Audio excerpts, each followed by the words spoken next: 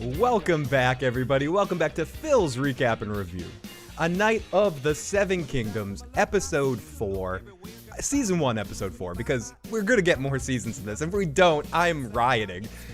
And this episode is called 7, which confuses me because it's Episode 4, and we're not talking about the Brad Pitt Morgan Freeman movie, but I think I know why this episode is called 7. 7 blessings, 7 farts, 7 warriors fighting against each other for dunk. Well, not necessarily for dunk, but for this situation. And in some cases, just for Targaryen hate. Why is my dog, right when I start my show, my dog is like, listen, this isn't the usual time that we do the show. No, it's not the usual time we do the show. That's because this episode of Dunk and Egg, if you're watching this now or you're checking this out, is already dropped. It does not. Dog! Oh my god, he's bringing me his disgusting ball. Dog. If you didn't know already, Night of the Seven Kingdoms has been pushed up. It's not on Sunday night. It might still broadcast on Sunday night. I figure it will be on anyway, but it was pushed up for a couple of days because of the Super Bowl here in the US. So I figured this was the perfect opportunity because I know some of you from overseas have said, why don't you do an afternoon stream, butthead? Like, do you not care about us? Are you a scumbag? What is wrong with you? I challenge you by a trial by goddamn 7 if you don't do an afternoon stream. So here I am in the afternoon on a Friday afternoon. My dog is going crazy over there. He doesn't know what's going on. I don't know what's going on. But we're here today, to talk about Episode 4. And again, this is just another amazing episode of this show. I feel like these last 2 episodes have been my favorite 2 episodes because it really feels like the weight is starting to kick in. And yes, I do enjoy some of the lighthearted vibes. And I think in general, the Night of the Seven Kingdoms stories are more lighthearted than other A Song of Ice and Fire stuff. But I do think there's a level of seriousness to this all. And this episode felt very serious. And it felt like we really started to get things done. And this was also a inspiring kind of episode. We got more into Dunk's emotional feelings about all of this and about how this all affects him. We even got into the emotional aspects of how Egg deals with all of this and deals with his family and the fucked up shit that goes on with Targaryens post the dragons. We see more of Proto Viserys, like shithead dragon. Oh my goodness, this dog is going nuts behind me. We see so much early asshole Targaryen stuff. So it was a really great episode to kind of get us more knowledge and more information and just learn more about the group of Targaryens that we have learned about at this point. Oh my goodness. I don't even know if you guys can see it in the background. Wait, oh, whoops, I screwed up. Let me put this on here and see if you guys can see the fucking dog running around like a fucking shithead right now. Where is he? Oh, there he goes. He's just going back and forth right there for anyone listening to the audio cast. The dog is like sprinting back and forth behind me right now. But I'm not alone. Of course I'm not alone. I'm doing this for a reason at this afternoon hour, and that's to touch base and communicate and slap my tongue across the face of all my friends overseas. Let's jump in the live chat, or anyone who is available today, right now. Let's jump. Will the next episode be a 30-minute battle? John Haymaker, great to see John Haymaker, great to see Chris, great to see Mark A. Houston. Don't ever not trust this fucking process. We got Alex, we got Hades, we got Lady, we've got Daryl, we've got Apulia, we've got Tony Pajamas. Wait, you're not, I literally just brought you out before we went outside. I'm not taking you outside again right now. If you have to pee on my floor, I'll clean it up, Dunk. I want to name my dog Dunk because he's an idiot. We may see those a little bit later, Chris, in our recap dance. I don't know. But I wanted to keep it as a surprise, but, I just gave it up. Yeah, my dog is making another special guest appearance. My dog is super hyped for this episode. He cannot wait to get to the lists. He cannot wait to see what happens here. Well, John Haymaker, if you looked really close, you wouldn't think that. But thank you. Let me get close enough so you can see the wrinkles. But I appreciate it. Considering I have a white Santa Claus beard, for those of you who are listening to the audiocast, in usual everyday life, I have like almost completely white Santa Claus beard. There's a little like someone spit some shoe shine in that stuff a little bit, but for the most part, it's all, Santa. So right now, because I messed up on the shaping of it all, I'm like a messing up Targaryen. My face is bare. Looks like a a baby's bottom. The armor has been on point. All those little things have really been on point. The little things to me that, and I don't want to make this an us versus them situation, because I do like both shows. I'm not like Joe. And Joe won't be with us this afternoon, but he'll be back next week. I do like both shows for what they are, but this show has a lot more natural feel and credibility to it, to some of the aspects of it, than House of the Dragon does. It feels like more of a fully lived in world, if you ask me. And excuse me for 1 second while I do this. Wait, what are you doing? It's not that time yet, Phil. You can't play the song. Yeah, but my dog is annoying me right now, so I have to do something to get him. Let's get into the Game of Thrones mood. Which body part do you need least? You've been wondering This is Ramsay Snow, my bastard. who I am. You're just Wonderful. meat. Stinking meat. You're just Wonderful sausage. That's a good name for you. Okay, so effects. Sorry about that. I just needed to make sure my dog was standing in the pee inside spot. The armor has been on point this season. It really has. Like, everything that I see on screen feels like I'm in a real living, breathing world. Even little things like the way dusk looked. Is that dusk before the dawn? Yeah. I'm like, wait, is dusk at night, or is that when they went out to start the lists and they were sort of counting men, just the way the visual aspect of the whole area looked, it just feels lived in. Where again, this isn't a discredit to the writing and the directing and the acting. It's more like the set dressing and the way it looks like. Sometimes I'm watching House of the Dragon and I feel like I'm at Universal Studios and I'm in Harry Potter land, except it's Game of Thrones land. It just feels too, and maybe that's because it's supposed to be, the height of the target, or, at a point where the Targaryens have a little bit more buzz around them. But either way, it just seems like a much more fleshed out real world that I'm walking through here. Let's jump in the live chat. House of the Dragon went to crap with season 2. It did. Someone said this, and I forgot who said it, so I'm not quoting myself. I'm quoting somebody else. It felt like a giant teaser season for season 3. Basically what season 2 turned into being. Gonna watch it while I have you on mute. Fernandez, the T, is in the live chat. Thank you, Fernandez, for popping on in here. Thank you to anyone that's jumping on in here. I know we're not going to get as many folks checking this out right now, but I did want to make sure I came out here today because I don't have time tonight. I don't have time tomorrow. And then Sunday is the stupid bowl. So I'm going to be dealing with all of that stuff. So I'm glad to be out here today to talk to you. It's nice to be back in Westeros and have some decent, honorable characters. And I would also go some characters I can actually relate to. So I guess that's what, like, decent, honorable characters. And also a world that feels like I want to dance in. A world that I feel, not that I want to live there, like I die really fucking quick there. But I just mean like a world that feels worth bathing in and worth feeling all that kind of energy.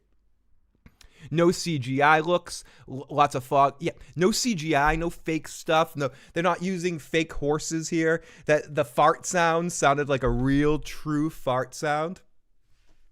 I wasn't sure if I was gonna wait to say this earlier or anything, but I don't even know if he's in the chat yet. But friend of the show, we've been lucky enough over the years to talk to some people that have worked on the set and done other things, and our favorite friend, one of the luckiest people that we've had a chance to check out our show and connect with us, is the amazing Eric Nolan. If you haven't already, look up Eric Nolan. He does a lot of creative stuff. He started a new project where he's doing some amazing like vocal work and using his beautiful voice to make people calm and fall to sleep and do all sorts of stuff. But he's also an actor, a performer, and an extra that has been in so many of the shows that you know. He was, a wildling, one of Tormund's wildlings in Game of Thrones. He was on Vikings, and he often sends us, special shots or photos or different, just quick information about what happened. And he was in this episode, and not just an extra in this episode. He was a prominent extra in this episode, and he may be popping in the live chat today. And if anyone has any fun questions for him, feel free to ask Mr. Eric Nolan. He's open for your questions, and if it's a stupid one, he'll just ignore it. But I want to say something. Like, Eric has had some prominent extra work, in I believe in certain, as one of Tormund's men and in Vikings, he was very much in the center of the shot, standing there. Like, you could see him. You'd be like, oh, there's Eric, there's Eric, there's Eric. In this episode, they didn't fuck around. They're like, we got someone that's charismatic as fuck. Let's put him on screen. You know who Eric Nolan was, everybody? You want to know who Eric Nolan was? This is Eric Nolan. And Eric Nolan was the fucking farter. That dude right there, that troll dunk, that's friend of the show, Eric Nolan. Who actually isn't just doing simple extra work. There's some actual acting going there. And my biggest question is, did you actually, were you a method actor? Did you eat garlic before this? Did you make sure did you actually fart in this situation? This dude behind you that's smiling, is he smiling because you have an enjoyable odor? I don't know. I'm just curious. Either way, all jokes aside, Eric, that's fucking awesome, dude. Great job today, even in this like a small thing. It reminded me of like the guy in the final season of Better Call Saul that's sitting on the bus with him that turns around and talks to him. It may be like extra work or walk, but it's very prominent, very important. And I feel like this was an amazing moment that even if you didn't tell me this was you, I would have like loved this moment. But instead, he's like, he messaged me this morning. He's like, oh, I saw that you're going live at a different time of day. I'm in this episode. You won't miss me. And that's all he said. So I was like watching it get towards the end. I'm like, wait, I've totally missed Eric. Do I need to rewind? I'm going to be an asshole and be like, yeah, I totally saw you when I didn't see him. And then here he goes. Stand up. Love it. Awesome. I assume they did that fart in post, Eric. I assume. But if they didn't, and they had a microphone and they had a lavalier on your ass, that takes you to another level. That takes you to another level of excellent performer. But all jokes aside, thank you so much for allowing us to have you be a part of our show here and jump on in and show us some behind the scenes stuff. Eric was awesome enough that back in the day, he had a couple of the dire wolves say hi to us. I think I still have that video somewhere. But huge thanks to Eric, and make sure you look him up online and check out all of the music and creative endeavors this incredible, talented fuck does. So fuck you, Eric. Fuck you loudly in your ass. It's great to see you, buddy, and it's great to see you on my screen. So yeah, there's the good buddy Eric Nolan. We'll pop him on screen. Oh, he's in the chat. Okay, so I'm sniffing his farts with him in the chat. Good. I didn't want to repeat the fart smelling when he comes back, but that is fucking awesome. And honestly, a big part of what I found, not a big part. I mean, I found so much of this episode entertaining, but as I said before, if I didn't even know that was you, I would have laughed my ass off at that part. Well, we got Eric Nolan audio. Love the fart sound. As Daryl says right away, love the fart sound. We thank you, Fernandez T. I am lucky to be able to rock with the one of my favorite people in the world and one of the most talented fucks I know, the Don Tony Teflon. If you haven't already, make sure you read his books, check out his content. Tony is literally the best. And just a good person that's done many things for me off screen that I don't wish to get into without getting a little teary-eyed. So Tony is truly good people. Apulia, this episode was so well done that even though the story, I was just as thrilled. Even though I know the story, sorry, I couldn't. I'm auto-correcting my brain right here. I was just as thrilled when the final surprise is all good characters all around. Yes, that moment when Baylor marched out, I knew it was coming. Most people that have seen this would remember that part was coming, but it still made you feel something. The part where Lionel started getting into the knighting, I thought that was another sort of emotional part. There were several moments when Dunk and Egg had individual speeches or individual monologues where they were expressing their love or their care for each other or their disappointment in the deception that was going on in the situation or in the awkwardness of the situation leading into some negative stuff. I thought that was done extremely well. And I said this before, but one of the things that's, to me, and again, this isn't about being exactly loyal to the source material or anything like that. There's plenty of other channels and people that can get into that. What we like to talk about here is more the television show aspect. How is it presented to you? Bend over and present, Dunk. How is it presented to you as a television show? And I think this show does something that not a lot of shows can do exceptionally well, and that is balance vibe, balance genre, balance themes and energies. In the same episode that we have the incredible Eric Nolan fart scene, in that same moment, in that same episode, we have several parts that almost made me teary-eyed because of the emotional feeling, because of the earnestness of the relationship between Dunk and Egg and the way that the two of them communicate and the way they express and the casting of it, or everything. So, and yes, exactly. The question that we have for Eric was, the fart sound real? That's the only question we have. We got Lady Dennis. Eric, I loved your trolling of Dunk. Was the fart real? All men are knights. John Haymaker with the super chat donation. Thank you so much. Not John. Yeah, John. It was Fernandez T talking to John Haymaker. So it was Fernandez T with the super chat donation. Either way, $5 super chat. Yes, it's 11:42 in the morning here, but I get a super chat. I must drink. Toast to you. You guys want to get me drunk at 11:30 in the morning? Now's let the super chats flow. Oh my goodness! Before breakfast. There we go. Yeah, poor lady behind him, and she's got a smile on that face. Stage fright got to me. 500 people staring at me in silence. I bet, dude. In that one moment, considering, I mean, you've done a lot of amazing work. You know, you've performed on stage, I assume, musically, like with just your voice around people and all of that. But this is different. This is, you're on a high-powered set in the middle of the set with the two lead actors. And I assume, I mean, maybe they shot it in a weird way where you were shot and the actors weren't there and there were stand-ins there and stuff. It's too much inside baseball. But let me use my imagination here for a second. In reality, the actors probably weren't there. But for my benefit, I'm going to imagine 500 extras, the whole crew, and you sitting there in front of our lead actors, having to pretend or actually fart on command. To me, there's nothing more hilarious than that imagining. The fart part was memorable. Did not see that coming. This show has something with bodily functions. Loved Eric Nolan and an enjoyable odor. Eric was that method acting. Nice. I'll come and see you in Boston. Big Dog. I'm coming in. Oh, you fucking better. Eric, I will remind you of that as we get closer in August. You definitely need to come.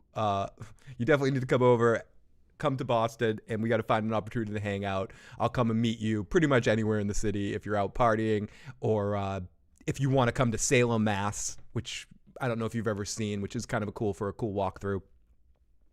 I live right near Salem, and I can I'm not going to be a great tour guide, but we can walk through Salem and vibe out that whole scene as well. So anyway, either way, when you come here in August, definitely reach out, Eric. I feel like so many of you guys that I've talked to for so many years, and Eric's one of those people that I've been talking to since I think the first season we talked about Game of Thrones, right? With Johnny the Irish Wildling. Yeah. Johnny Giantsbane, Johnny and Ghost, whatever the fuck his name is now. You and Johnny and Eric were two of the first people in the Game of Thrones world that reached out to me, or that I talked to, or that I communicated with. So I feel like I've known you for fucking ever, Eric. So it'll be good to finally toast a drink with you, good sir. No butt bongo playing, Phil. Maybe later, Hades. Maybe later. We got the 1998 champions in the live motherfucking chat. With this show, let's see, what else do we got? I threw a rock in Andor that started a rebellion. I'm picking up acting jobs that are key moments of fandoms. Oh, dude, you were in Andor too? That is incredible. That awesome. Like, even just those little things, having done mild extra work, if they did it more around here, I probably would do it more. But it's so much fun even just to turn on. Like, for me, like, I did the shittiest thing ever. I'm in a Larry David HBO movie, pretending I'm going to a Chicago concert, and I fucking hate Chicago. So I'm really doing some method acting there. But just in the moment, kind of just turn on, see yourself, be a part of it. It's wonderful just to be a part of the scene, and let alone the way Eric's been working his way up that pole, down the pole. I don't know, imagining Eric on a stripping pole right now. But no, he's working his way up the pole and becoming more and more important. And I remember when he was first on things, he's a background guy on the second and the third. Then sort of towards the end of Game of Thrones, he's literally the guy standing right behind Tormund in Winterfell. I believe that was, could be making this up, or could be confusing my locations. And then there's other moments where you were popped in there too. And then, you know, in Andor, you threw a rock, and now in this one, you're dropping deuces in your pants. I mean, becoming more and more memorable. I mean, people are going to remember that farting guy in this episode. That is a prominent role. Like, when you said to me, I will notice you. You weren't kidding. That's not just that. I almost wanted you to ninja in the chat and talk about the fart guy and see what people said about it before I said it was you, but I couldn't help myself. But it's just one of those things that people are going to remember. People are going to be talking about that. They're going to be talking about you this week. And that's fucking awesome, dude. Let's go in the live motherfucking chat. I'll be back soon, but send me a message and maybe we can jump on an episode, and maybe we can jump. Awesome. Eric, if you ever want to jump on an episode with us, I know the time zones are screwy, but we'll definitely try to do that. Or even if in August when you come here, or if we can find an opportunity to maybe just talk to you about some of, like, the handful of your experiences. But I will touch base with you. We usually do these on Sunday evenings at around 11 p.m. Eastern time. So if you're ever awake at any of those times, you're more than welcome to join in anytime you want, Eric. Dunk being upset with Ed got me incredibly emotional as well. I thought that was done so well. And that's one of the things I'm kind of saying here, is that this show can have this. We spent the first, 20 minutes here talking about Eric's farts, but it also is an episode that had me feeling so much today. And I think it's a credit to the writing and the direction and the show running and George's influence too, because A Night of the Seven Kingdoms, I feel, has the tone of George's writing better than maybe either two shows. I mean, the first show does really well. Obviously, the first 3-4 seasons of Game of Thrones are near perfect. But I do feel like the way that they're spreading about the characters and showing you multiple characters in a way that not necessarily from the characters' perspectives, where this show really at times I feel like I'm seeing it through Dunk's eyes, or seeing it through Egg's eyes. There's times when that gets spread apart a little bit and gets those legs spread wide, but for the most part, that's how I feel. This is the first morning live we've ever had. This is definitely one of the first ones I've done in a long, long time. I think I've done a few way back in like years and years ago. This is me when I'm woken up before I, start puffing hippie activities. This is me normal. Minus the one shot I had from the Super Chat donation. Oh my goodness, and now it's going to be a second shot. I was just going to call you Kapulia. I don't know. Apulia. I can't talk. I have the starters. Before long, this whole show is just going to be me going, what's up, folks? But it'll happen. It'll be fine. I'll slow down. later in life, when I'm doing this podcast in my 60s, I may sound like the Duke. I just said the Don because Tony's on my mind. The Duke. The Duke. Is this a dagger? Yeah, I see before me. But Apulia, thank you so much for that super chat donation. Can't stay long, but I had to leave a gift. Honestly, the gift of your presence is always enough, but as someone who is fucking poor as fuck and struggles to figure out food every week, I appreciate the super chat donations more than you know. Even the littlest bit helps me keep the electricity on, keep the internet flowing, and keep doing this as much as possible because this is my social activity. It really is. I don't go out. Talking to you guys is as social as I fucking get. Talking to you, Tony, Joe, Walking David, that's about as social as I get. Thank you, Apulia, for that super chat donation. My. I think I'm gonna die tomorrow. This was funny. Hi, Phil. I cried because it was so damn good. I knew the script word for word. And me too. I get teary-eyed because of the fact that they're showing care and concern for a property that I actually give a shit about. And it's not just Game of Thrones. I give a shit about a song of Ice and Fire. I give a shit about A Knight of the Seven Kingdoms and Dunk and Egg. I know some of the themes are a little different. They're making some choices that some people that are complete book purists could definitely find issues with. But I don't think you can deny that this is an entertaining, well put together television show that is taking the source material seriously and also having a lot of fun with it and not taking it seriously when it shouldn't be taken seriously. I think some of the issues that I know some of the people I respect have with it are more theme issues, not necessarily all the vibes. Some of the themes of Dunk versus the world and some of the choices that they made with some of the connections that they've made with Dunk making some sort of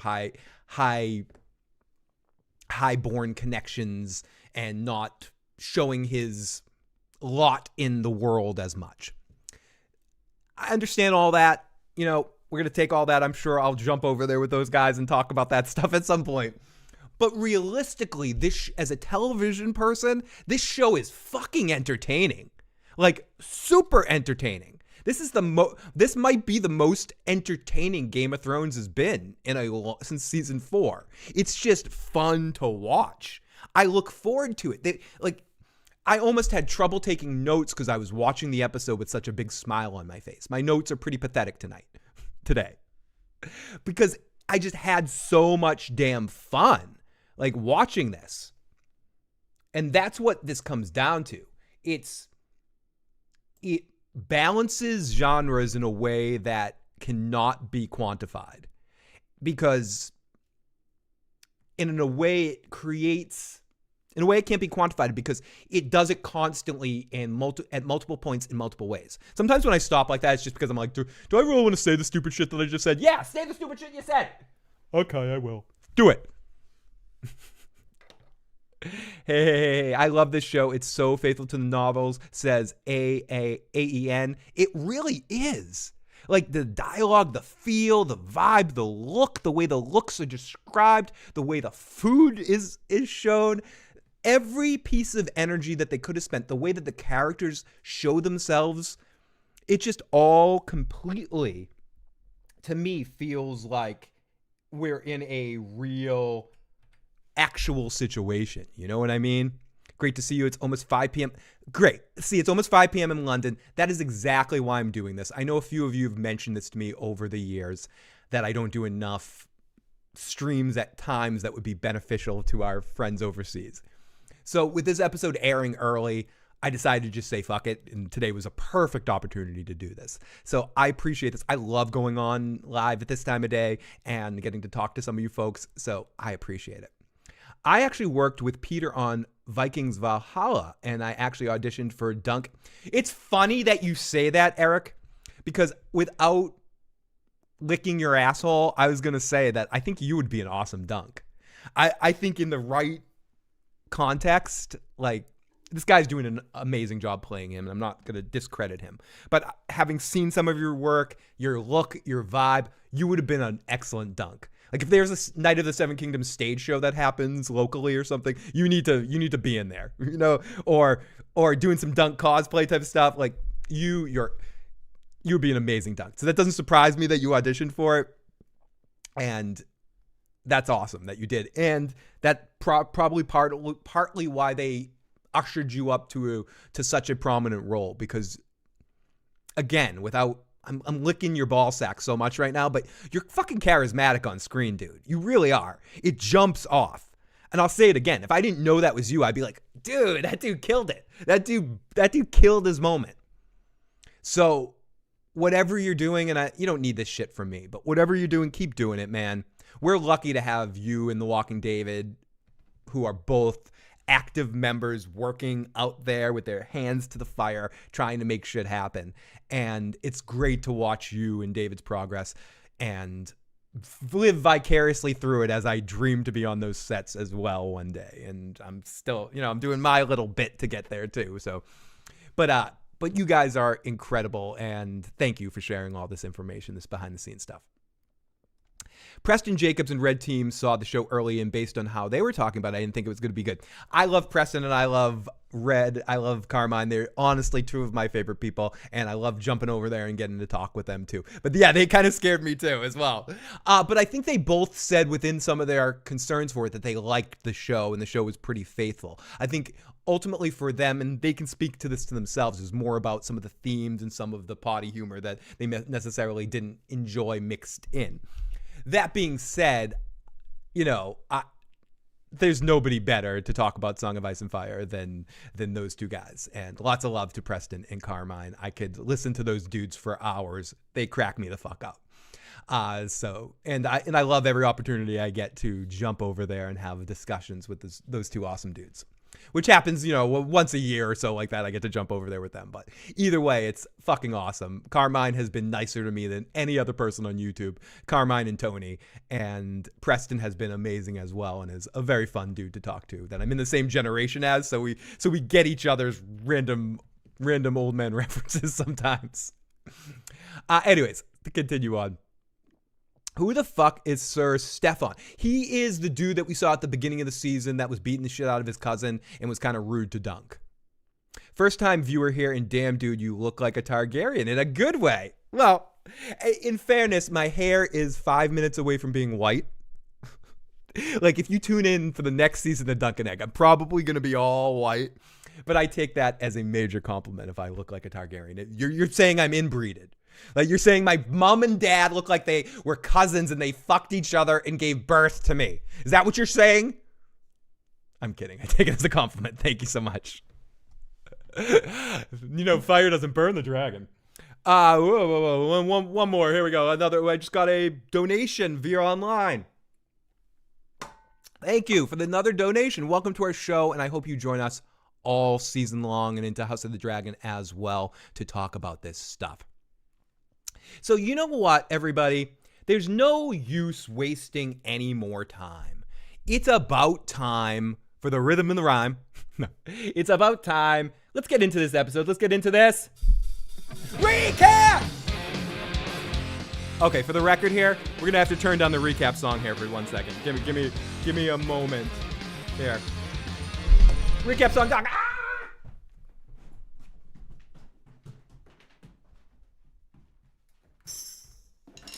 Recap!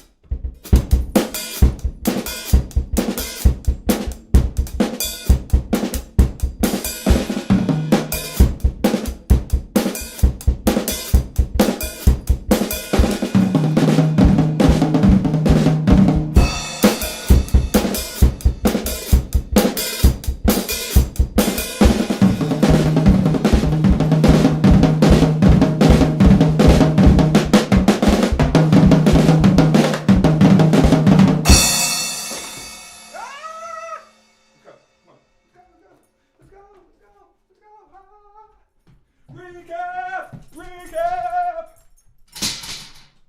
Oh no. Recap. Get up there. Up. Recap. Okay. Sorry. Oh, did I forget to turn on the other camera angle? I think I did. I forgot to turn on this whole camera angle. That defeated the whole purpose. Okay, so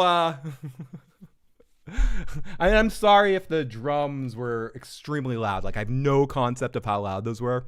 All I know is that you saw a blank screen with me jamming on the drums. It should have looked like this, and I should have been like, recap, and then ran in here and gone, beat on the drums, and then run back, But it is what it is. And I spilled everything. I knocked shit over. Oh my goodness. Like, what the fuck? I'm knocking shit over left and right. What is my problem? But yes, the goal was to do all that silly madness. To do all that silly madness with this camera angle up so you could have watched me do it. But Jesus. God damn it. I almost have to run in there and do another drum solo just so you can see me and see me physically do it. Jesus Christ. Like, what's the point of setting this all up if I wasn't going to do that? I know. Could you go lie down, honey? Go lie down. Go. Go lie down. Go. Okay. Here we go. So let's get into this recap of this episode. Maybe I'll play the drums one more time at the end.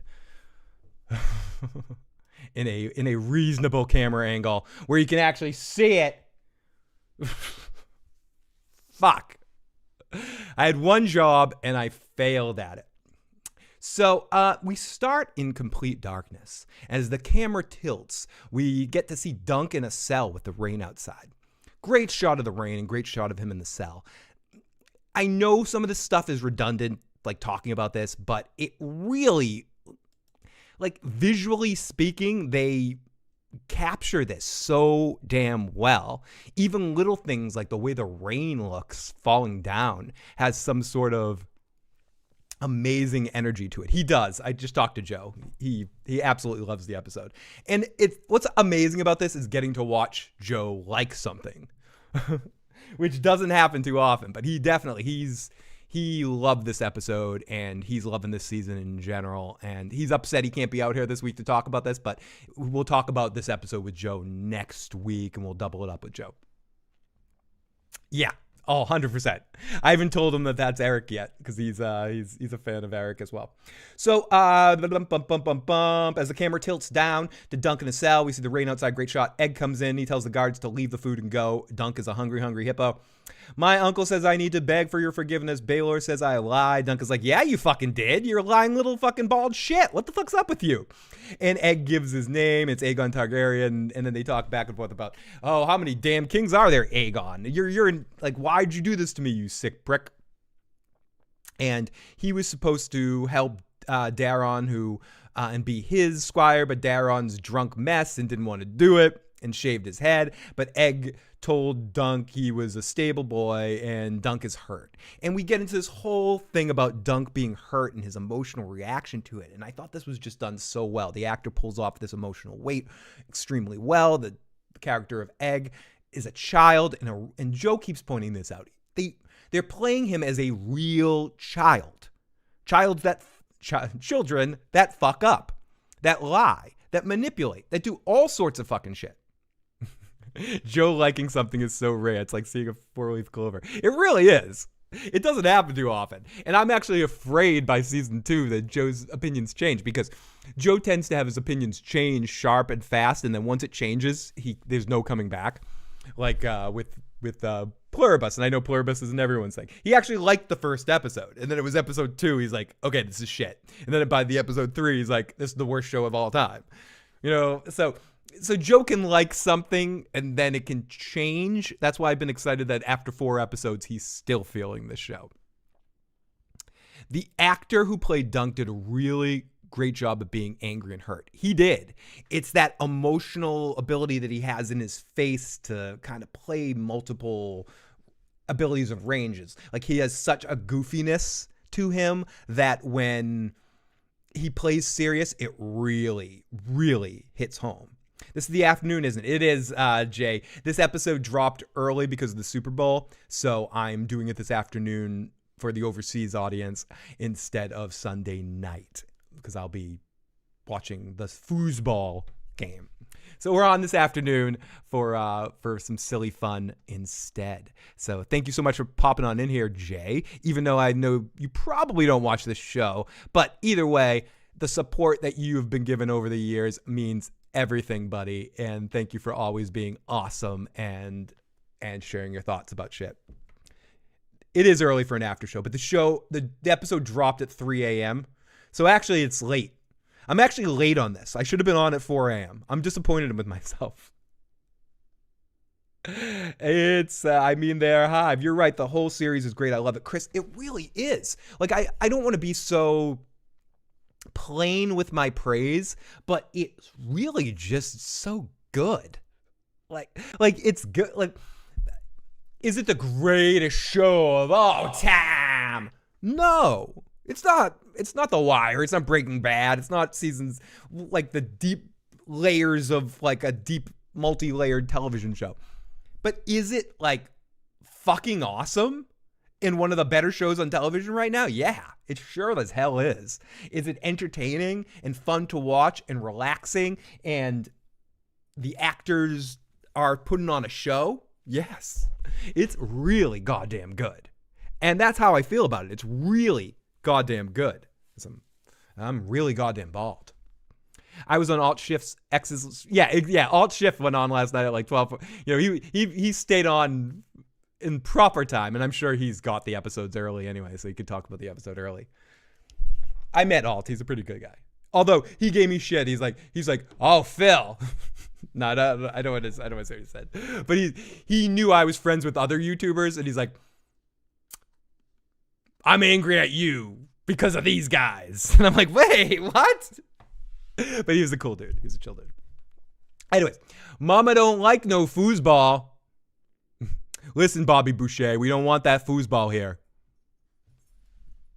Stay silent, dog. Stay silent, dog.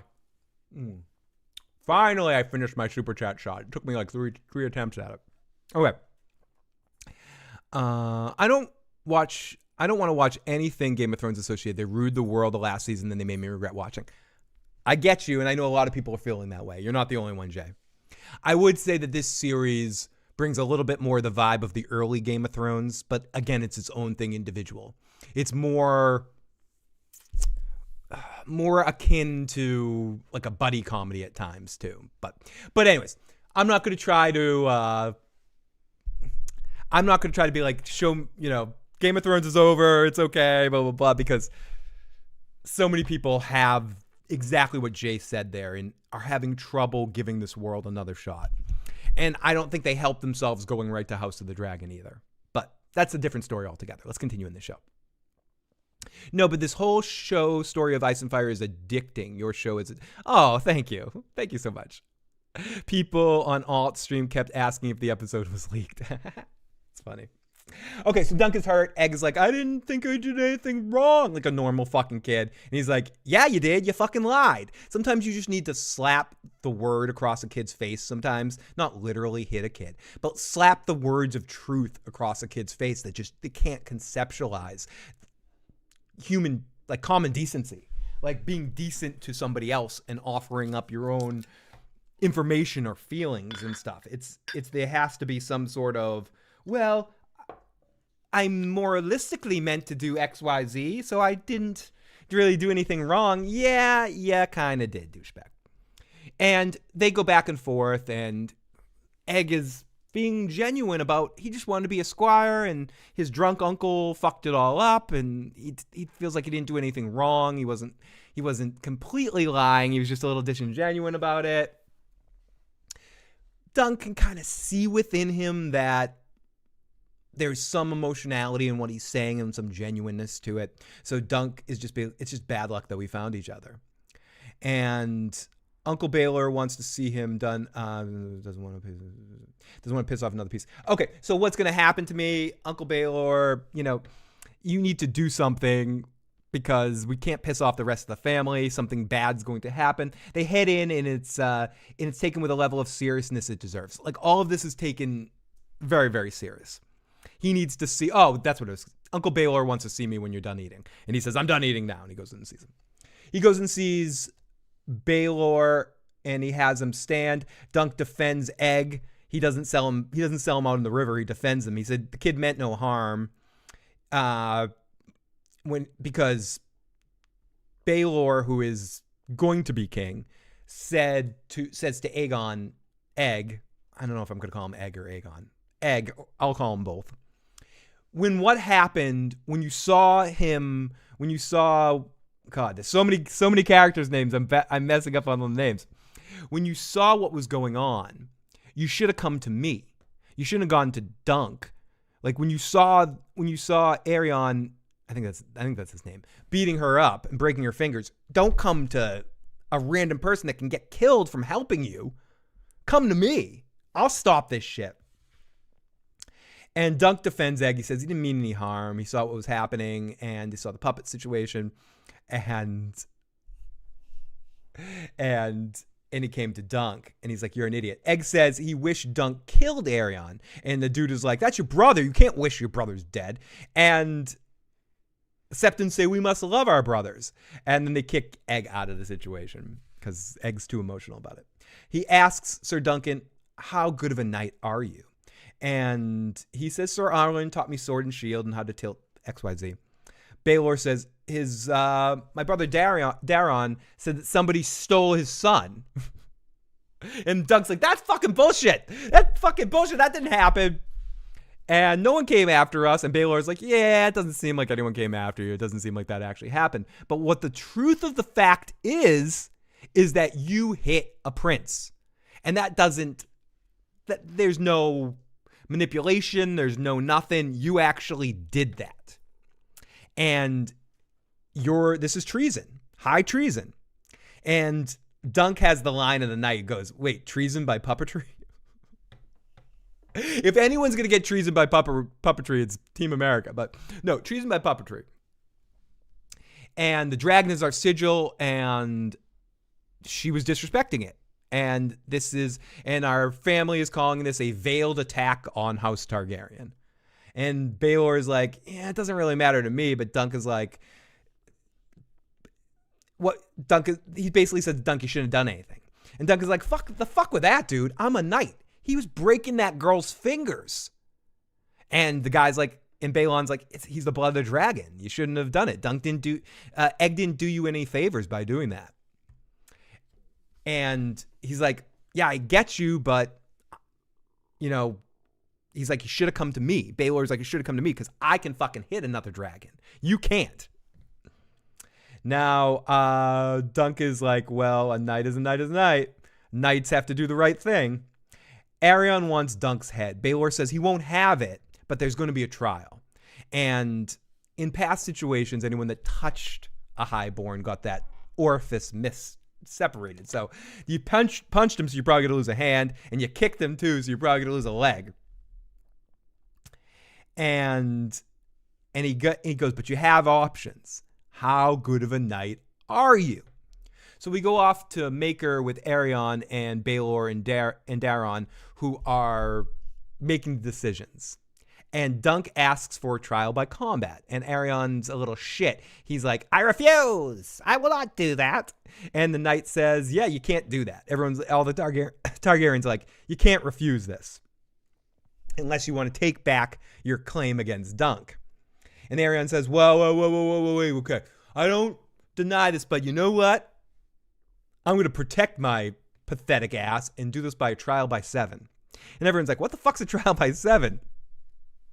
And a trial by 7 is more about the Rhaenyra and the First Men type stuff. It comes back from way times. Dunk asks about it in the Andals. The Andals believe 7 champions gave it a better result, and blah, blah, blah, blah, blah, blah.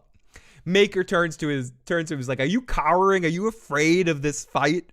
Are you afraid to fight Dunk? So you're turning this into a 7 by 7? And Aaron's like, no, Darren was wrong too. So we all have to fight Dunk for his fuck up.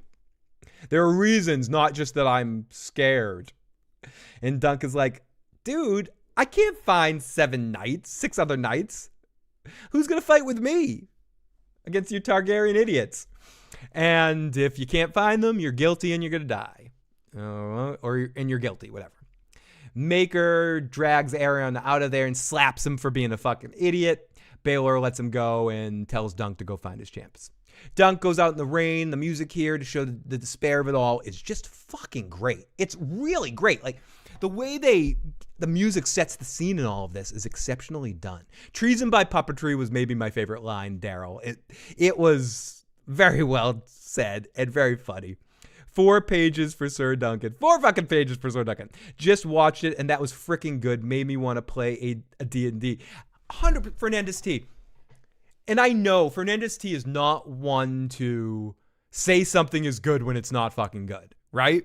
Fernandez, you're one that's going to be like, shit it, when everyone else in the world loves it and you think it's ass, you're going to tell us it's ass.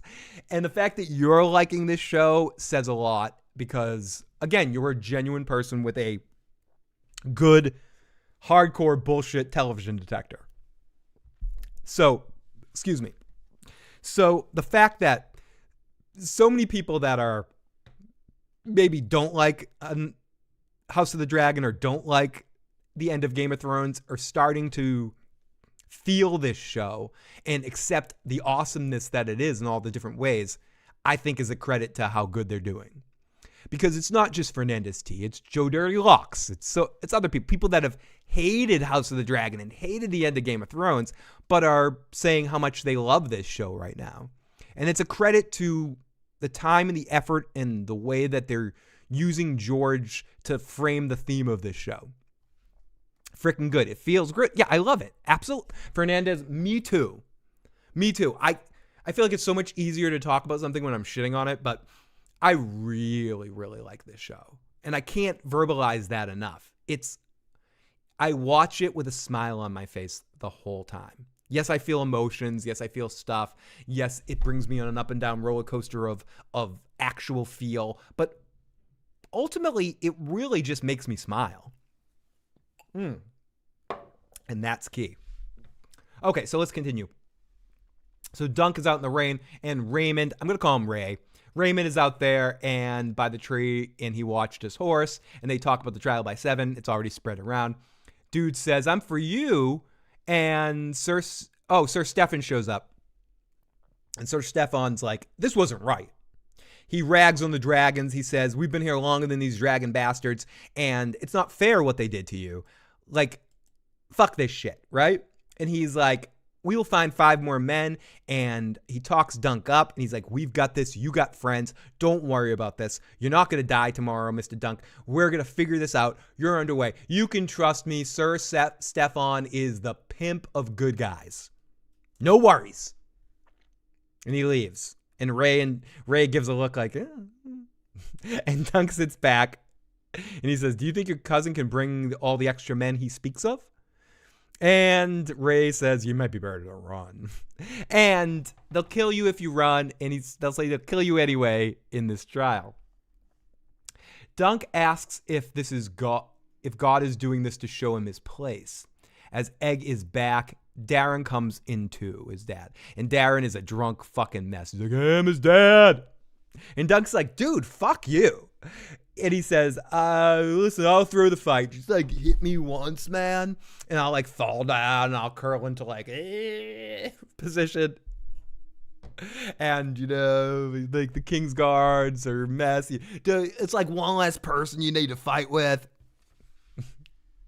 And Dunk tells more how fucked up Arion is. And you can kill Arion, whatever. And then again, this whole thing was like, do you really want Arion dead? And Egg's like, yeah, he's a fucked up shit dude. He like killed my cat. He like threatened to cut my balls off. He thinks he's a dragon. This Arion guy's an asshole. So I get it, Egg. You want your fucking asshole brother dead.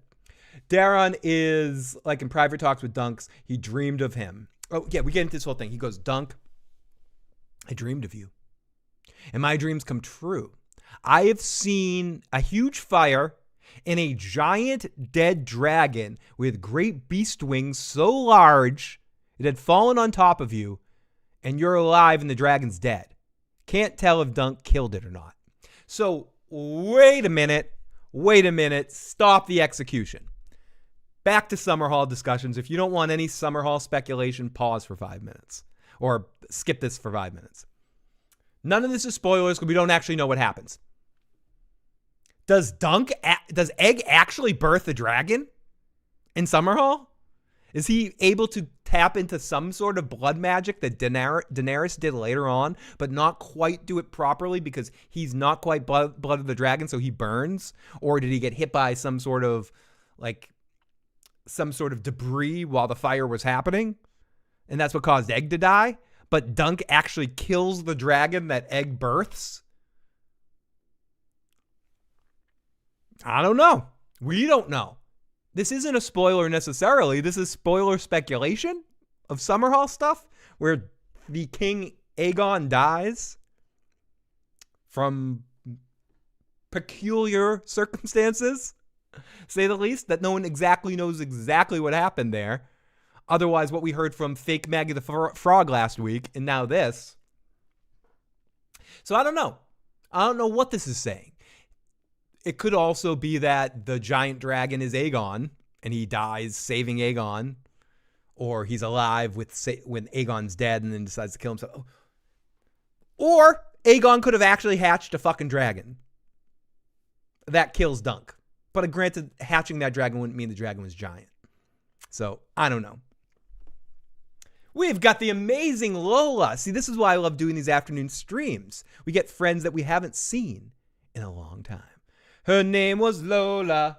She was a show pup. She's at the bottom in the hair. Her name is Lola. Tywin Lannister started that fire in old Elena. Maybe a metaphorical dragon. It's probably a metaphorical dragon. So what does this new series look like? Is it worth watching, guys? If you enjoyed early Game of Thrones, I would say it's worth watching. It feels a lot more like it is in the world of seasons 1 through 3 Game of Thrones rather than 4 through 8. And that's not to say where the good and the bad is. I just mean the way the world felt smaller. Or not smaller, bigger. Bigger, like actual foundations within this world. If you enjoy Westeros and you didn't like the end of Game of Thrones and you're not really feeling House of the Dragon, I would give this show a shot. I feel like it understands the sense of humor, it understands the themes, the vibes, and just in general is a fun watch. So Lola, I would check this show out and watch the first couple of episodes, and if you like it, you like it. If you don't, you don't. But I do think it's more of a chance to grab you than anything that's happened in Westeros in a while. So yes, definitely watch it, Lola. I think you'll enjoy it. But I don't want to say that because I hate being that person. Like, you're going to love this. And then, you're basically telling someone to find reasons not to like it. Joe's like that. You tell Joe he's going to like something, he'll find a reason to hate it. Even if he would like it if he found it on his own. There are no dragons, but there are naked people. Unless you want to say Targaryens, there's some Targaryens, but there's no actual dragons. But lots of naked people, especially dudes. Fake prosthetic penises all over this place. Okay, so Darren's like, they talk about no one wanted to die. Apologies if these lies kill him. A messes with no dragons. Okay, so yes, so he has a vision about Dunk. As we get some Dunk flashbacks of his mistakes, Dunk comes in and gets his shield made. Gets the shield that he had made that his girl left for him, and she headed down to Dorne, and Dunk is glad. The smithy gives Dunk the shield he made him, and he had to sort of create him a new shield because the old one was falling apart. And dude, Elm is alive. Oak is iron. Be well. Dude talks him up. He's very inspiring. This is a very inspiring scene. And Dunk asks him how much he is, and the dude says 1 copper because I'm not going to charge you a lot. Because he can actually... The moment that Dunk saved this guy, he not only did something important, he also showed all the people around that he's a true knight. And by a true knight, meaning somebody that will actually protect the innocent. So a lot of people want to care about him and help him in this moment.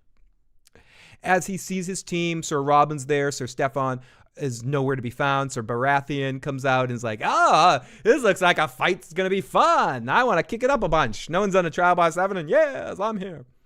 And they got a bunch of people, and it's going to be bloody. It's time to bloody some Targaryens. He's got his team together. He's got about 5 people, counting himself. It's going to be a party.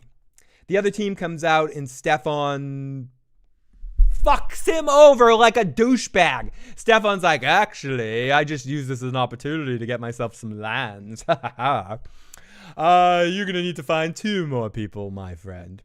As he goes on the other side, I've been made a lord, and I'm fighting on the other side. And Ray is like, this is bullshit. And he says, knight me, Sir Duncan. And we're about to get a cool knighting scene, but Ray says, knight me, make me a knight so I can fight and kill my cousin. And we get Dunk trying to make him a knight, but he has to go out and do some shit. So Mr. Baratheon there does an amazing voiceover and makes him a knight. And Dunk heads out to pay his respect. And we see a vision of Sir Arlen. Dunk says 6, 7. No, he says 6 and 7. Between 6 and 7, Sir Arlen says, if I don't find one more, you lose. We have between 6 and 7 people. We'll do 6 versus 7. And Targaryen douchebag comes up and goes, nope, gotta have 7. If you don't have 7, you lose. Dunk gives a speech about Sir Arlen, about how, everyone needs to, support Sir Arlen and please help and please do it. And Sir Arlen's the guy. He is the guy. And then, what fuckery here? Friend of the show, an amazing person, both the wonderful Eric Nolan, pops up and he is going to fight for Sir Dunk. Look at this giant motherfucker. Like, I'm glad I got this guy on my side, folks. But we got this giant motherfucker that looks like he's a extra from Vikings or something. I'm kidding. So he goes, I will fight for you. And he farts extremely loudly and everyone laughs. And Dunk is dejected as he screams, is there no more courage left in Westeros? I can't believe there's no true knight. And then the doors open and here we go. It's King Baelor, not King Baelor, King to be Baelor, as we get probably one of the best music cues in all of television history. As the Game of Thrones music starts kicking in as this dude comes out. Perfect choice. Perfect fucking choice. As Maker's like, gets this look in his face like, shit. As this dude's like, he attacked my son. But no. Baelor is here to fight the fight. And that is the end of our episode. Holy monkey shits. What an episode of A Night of Seven Kingdoms.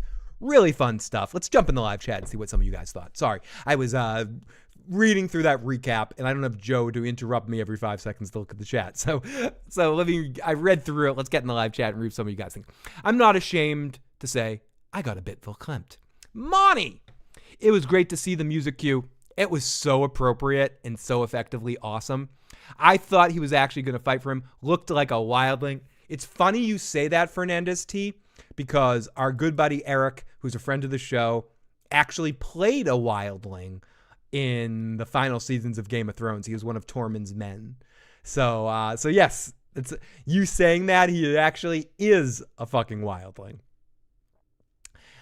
Next episode will be intense. Baelor's assistant to the regional manager. This show knows what it's doing. This show really does know what it's doing. And I think that's the key point to this. This show, more than anything, understands what kind of show it is, what it's trying to do, what kind of story it's trying to tell, and it's effective doing it. I'm repeating myself a lot, but it's balancing out the genres and the themes and the vibes in a way that I think not many shows can effectively do. I'm feeling verklempt. Talk about yourselves. And he was absolutely a Viking on both Viking shows. And it's amazing to have Mr. Eric Nolan here joining us for this particular situation. If anyone, I know it's the afternoon, we probably won't, but if anyone wants to call in and has any questions or comments on the show, you're welcome to do it right now at 781-990-8509. I do think it's the best show on television right now. It's one of my favorite shows on television right now, and it makes me so excited. I have to get up and jump. Get up and jump. Get up and jump.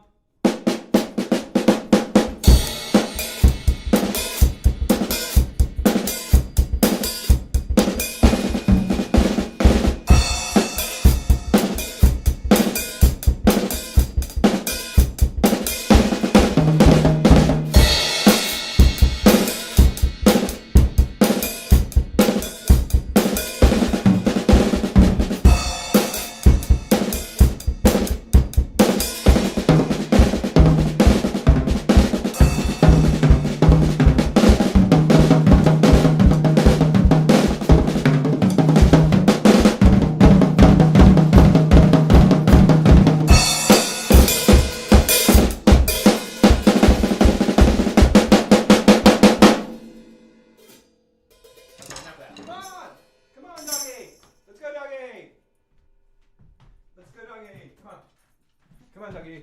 Get up there. Up. Up. Get up there. Good. There we go. Okay, enough of that. Am I left-handed? I am not left-handed exactly, but I do play drums open-handed I am left-handed drummer.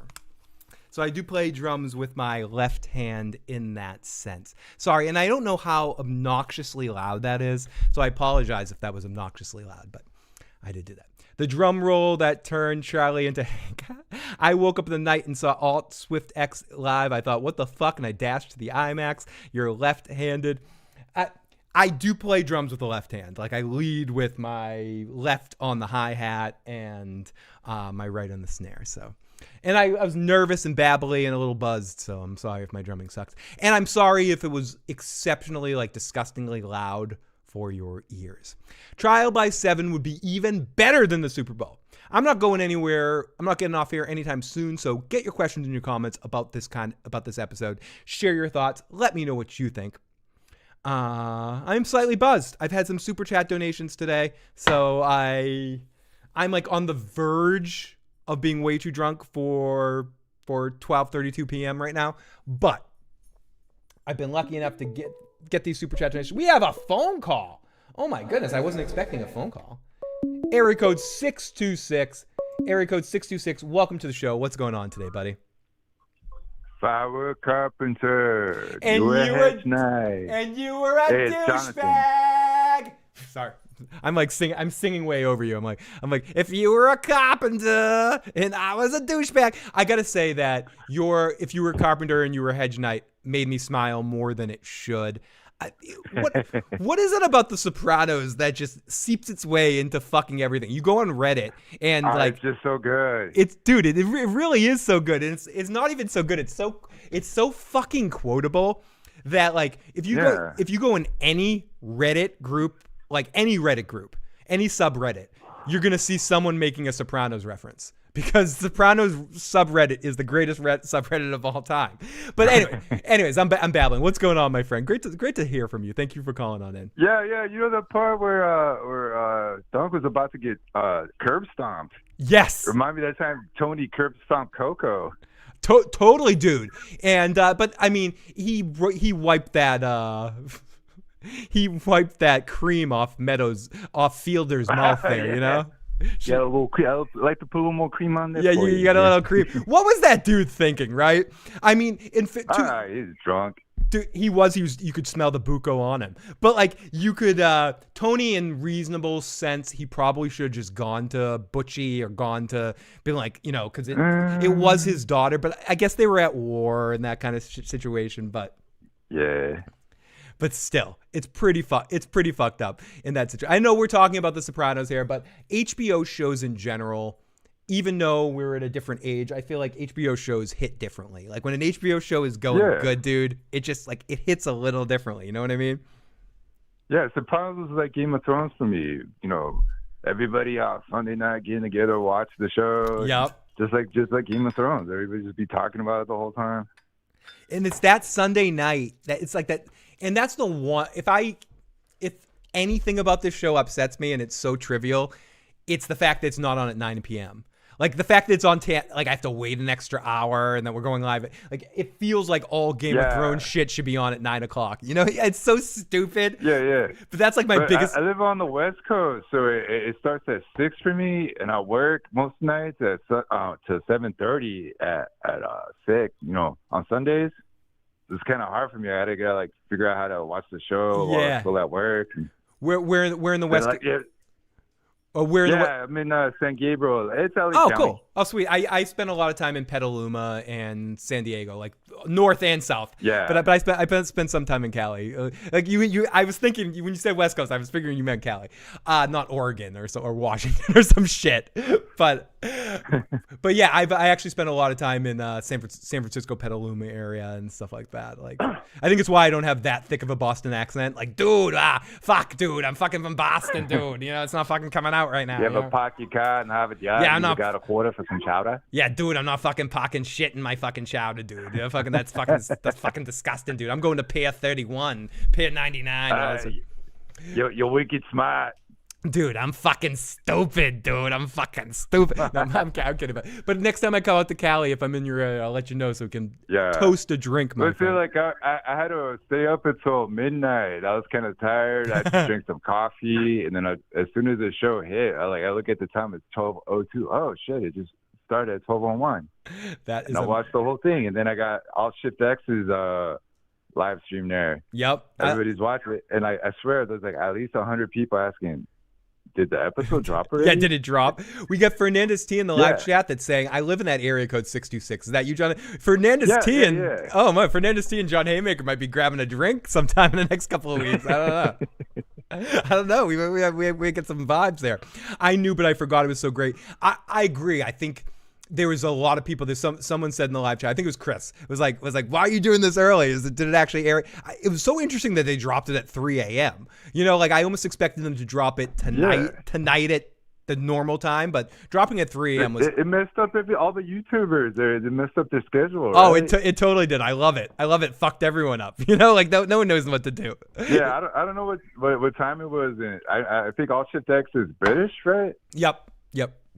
It must have been like 7 a.m. there or something. I'm not sure. Yeah, I think he's in. I want to say he's in like New Zealand or something, but I could be wrong. Oh, Australian or maybe? I think so.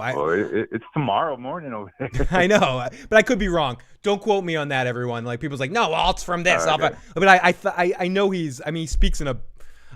He speaks in a British accent, but like I'm like oh, I think he's Australia. I don't know, fucking know. Like who the fuck am I? What kind of asshole am I assuming all the way? Yeah, I was saying like all the time zones, all the different YouTubers are different time zones. You know, like everybody does a live stream right after the episode airs. It's like I'm like watching your stream, I'm watching Raris, I'm watching Smoke Screen, everybody like all at once. It's yeah, like, so damn man, Smoke is good people. Next time you jump in. Next year when you jump in Smoke, tell Smoke is James with him this right now too? Tell Smoke and James I said hi. Yeah. I love James. They're always together. They're like Snoop and Dre. Yeah, dude, they're the best. They're Bizarro, me and Joe. You know what I mean? They're me and Joe from a different place. You know, like I love this. Yeah, basically you're all dunking eggs, just different versions. Exactly. I love those two guys. They're great people. Smoke is good people that I've got a chance to meet.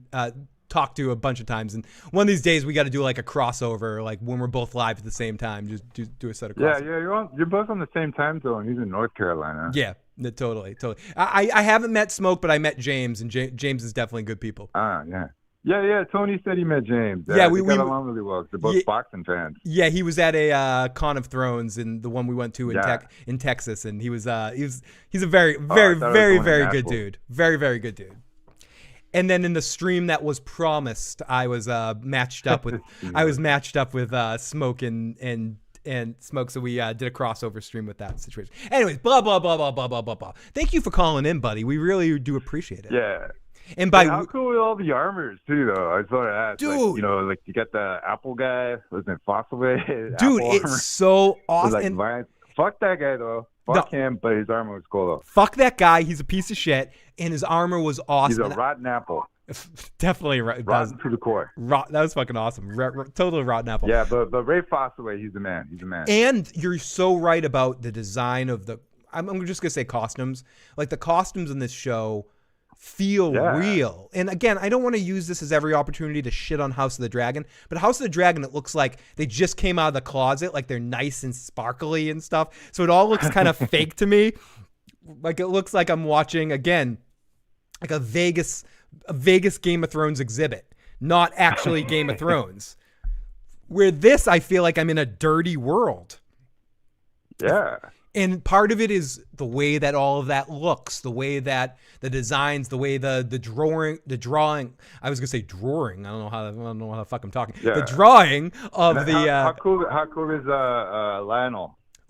Lionel is amazing. As soon as he walked out, I was like, hell yeah, I need to be down to fight. Dude is my spirit. He's that friend. Like you call him, you tell me, I just got jumped. Where are they? I got you. Come on. Dude is like my spirit. Go get him, man. He's like my spirit animal. Like he's fucking incredible. Yeah, his armor is badass too. It really is, dude. And I think one of the changes that if people want to know changes, I don't know the books super well. If you want to hear what's different about the books, I highly recommend you checking out Carmine and Preston's stuff as they break down this kind of shit. But like, it is amazing that like Dunk, I don't know, Dunk is just incredible. He's just incredible. Like the character's incredible, all of the armor and all of that. I just feel like I'm really living in this world. I don't necessarily know that everything is one for the books and all of that, but I think what they're doing on this show right now is extremely effective. It was And amazing stuff. And I love the shield. I like the way it's designed. I like all that visuals and stuff. Anyways, buddy, thank you so much for calling in. Thank you for making sure It was my pleasure. You're the best, and I hope to hear from you again soon. Yeah, you will next week. Awesome. Peace, buddy. That is an amazing caller, and I'm so lucky to have all of you guys out here tonight. We've got the wonderful Muhammad in the live chat. I haven't seen you in a while, my brother from another mother. Hit that like button, Phil. I'm Muhammad, and I have a new account, my brother from another mother. Muhammad, you are the best. Thank you for all the support you give myself, Tony, and the wonderful, amazing Bridge 4, who is back doing breakdowns of the videos.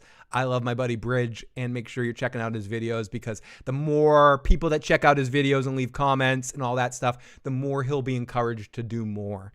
You know, so, and if you leave a comment on Bridge, tell him Phil sent you, because I love that dude. I really do. There's no one I've met in this world that has more positive energy than Bridge fucking 4. So lots of love to him. Great call, Haymaker. Thank you for making sure I have a good time here today, buddy. You really are the best. So let's see. Oh, I have a text message. What do you think is going to happen in the next episode? I can't say what's going to happen in the next episode. I know too much. I'm not saying I remember every little thing, but I know too much. What else did the person say? Phil, oh my goodness, you look so different, clean shaven. Do I? Do I really look that different, clean shaven? People in the live chat, let me know. That person that just texted me said, you look so different, clean shaven. Do I really look so different, clean shaven? And what is your preference? I know this is trivial, but what is your preference? Should I keep it clean? I feel like I look creepier this way, like way creepier this way. So I grow the beard because I feel like I look friendlier and nicer and mildly more attractive. But who knows? Let me know. I know this is trivial. It's not about Dunk and Egg, but what do you think? Beard or no beard? Hi, everybody. Great to see you. You should call Monty. Call 781-990-8509. Call me if you want. I'll be on for another little bit here, probably about another 20 minutes or so, give or take. We'll top out around 2 hours here, and we'll call this a stream. I'm very excited this weekend. I have my dog over there, but also Miss Lotus, the original dog, Issues dog, will be coming here this weekend for the weekend. So I'm very excited. Phil knows too much. It's ominous. Kill him. The baby face. Yeah. Do you prefer the baby face hippie look or the old Santa Claus man? No beard. Haymaker says no, man. I say you look younger. I say 39 to 40. I look 10 years younger than I actually am, because I'm like pushing 50, everybody. People want to know how old I actually am. I'm 50. That's right. I'm 50 years old, drinking vodka at 12:45 in the afternoon. What the fuck is wrong with me? You can leave it alone. Thank you. I'd say you look younger. Thank you for the feel that I look younger. I do feel like I look younger, but I also feel like I look weirder. Like I'm like I don't quite look right, clean shaven. I feel like my face is meant for facial hair. Daryl says she likes the baby face. Okay. So most people are saying they prefer the baby face. I need coffee. 50, you do have issues. I have crazy issues, man. I do. I'm actually 48, not 50. But I'd rather assume that I'm older. That way, when I do get to be 50, it's less of a surprise. But I'm 48, about to be 49 in May. So, I'm 50. Thank you. Thank you. It's smoke and mirrors. It's not real. You're like, See, I don't look good for anything else, but I look pretty good for 50. Joe's actually 2 years older than me. And Tony, I believe, is a year younger than me. I think Tony is, I'm 48. I think Tony's 47. So we're all around the same. Tony, Joe, myself, we're all around the same age. After the stream, I got to get a haircut and do my taxes. Yeah. After this stream, I have to somehow function in reality. And I've been drinking, so I don't know. But yes, Joe and I are actually very, very, very, very old men. We're very close to being the old guys in the Muppets here. I don't know if that's going to make you want to watch us more or less, but we're definitely old fucking men. A bunch of babies, Moni. Come on, Moni. Come on. So going into this next episode, someone asked this earlier. Is the next episode going to be 30 minutes of fighting? I do imagine that the next episode is going to be a very much 90% of it's going to be the Trial by 7. And then episode 6 is going to be the cleaning up the mess and figuring out where we go next. So it's my assumption that next episode will be 100% Trial by 7 stuff. That's just my opinion. We've got 3 attachments from Antoine Thomas, who said, Antoine Thomas, I wish I could show this computer, showing us himself making out with a Targaryen. We got the Hound eating some KFC and a lot of good fun. I have to say, you guys have been so amazing this season. 6 or 7 minutes of dialogue. How embarrassing am I doing this with 6 and 7? Next one will likely be the episode. Yes, 100% as Iron Throne says. Next episode will likely be the episode 9. Will be our... What the fuck? Did I lose signal? Will be our deeper episode. Oh my goodness. I forgot to do this stream as vertical too. That's why we're missing out. Sorry, I forgot to click the button. Ooh, I can't wait. The early episode is going to make it so... That is the biggest problem, right? With Pluribus did this twice on the 2 holidays, on Christmas Eve and on New Year's Eve. They issued the episode early, which unfortunately makes you have to wait longer. So yes, we got our episode today, but we're going to have to wait an extended amount of time till not this coming Sunday, till the following Sunday for our penultimate episode of the season. Which I'm a little depressed about. I've been having so much fun talking about this show. I'm not excited that we only have 2 episodes left, but I am excited to talk about it. And I know at some point we'll be doing a live stream over on Teflon TV with myself, Bridge, and Tony. I can't guarantee that, but I know Tony is doing everything in his power to make that happen and trying to get Bridge on a stream. So I assume we're going to do it towards the final episode. But either way, it's been so much fun to come out here with Joe again and talk about this world. You know, Joe and I haven't talked about this world together since the final season because Joe refuses to talk about House of the Dragon, which I think is better because all he would do is shit on it. Ooh, I can't wait. The early episode is going to make it so long to wait. I'm going to be 42 this year, but I've convinced myself I was 20 years old and I've lived. I think I'm forever 37 is the age I'm going to go with. Like 37, 38. I'm just going to say that that's my age. I think I can pull that off for probably another few years. So let's pretend I'm 38. Let's do it. I love that show too. I know Pluribus isn't for everybody, but it's one of my favorite shows. And anyone that likes From, Tony and I released our first From podcast of the year, Escaping From. Make sure you check that podcast out and also the Talking Pluribus podcast and give me some star ratings and some reactions to all of that. And Game of Thrones Issues, which is this show, is also a podcast. You can listen to the audio of this if you want to re-listen to this after already watching it, because most people that are watching this have already watched the show. But we're releasing this as an audio cast of Game of Thrones Issues, so make sure you are following that podcast as well. I love From too. Tony and I broke down the recent teaser on Tony's channel. We'll be doing recaps for each episode, simulcasting on both channels. But if you want from coverage, definitely check out the Escaping From podcast with your podcast catchers, or check out Teflon TV, where I was on for 2 nights in a row talking about some From stuff. From is one of my favorite shows as well at the moment. I would say From, Pluribus, and Severance are my favorite shows airing right now, and Dunk and Egg. I would put in that category as well. So let's get in the live chat and see what's happening here. The last time I met Gray Area was in Warzone 3. She can play. Gray Area is not one to fuck around.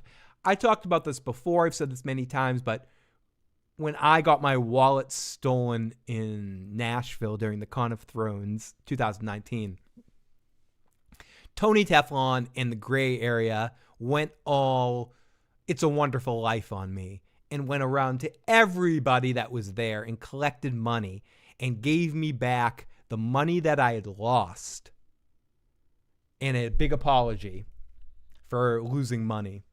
And that was all orchestrated by Tony and Gray. I walked out with the same amount of money that I got my wallet stolen. I had like $300 in my wallet.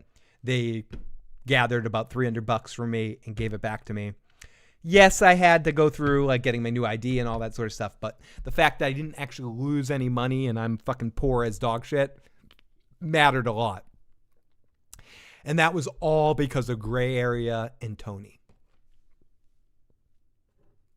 So if you want to know even fractionally what kind of people they are, that shows it.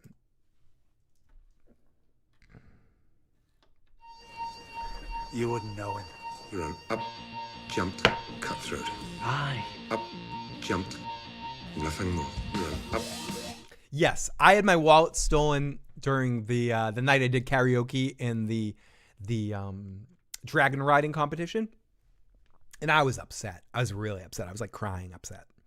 And without asking, without doing anything else, Gray Area and Tony Teflon organized themselves together and started making collections and collected every dime I had stolen from me and gave it back to me. I think I even got more money back than I lost. So if you're wondering if people like Tony and Gray are good people, they really, really are. Same with Preston and Carmine.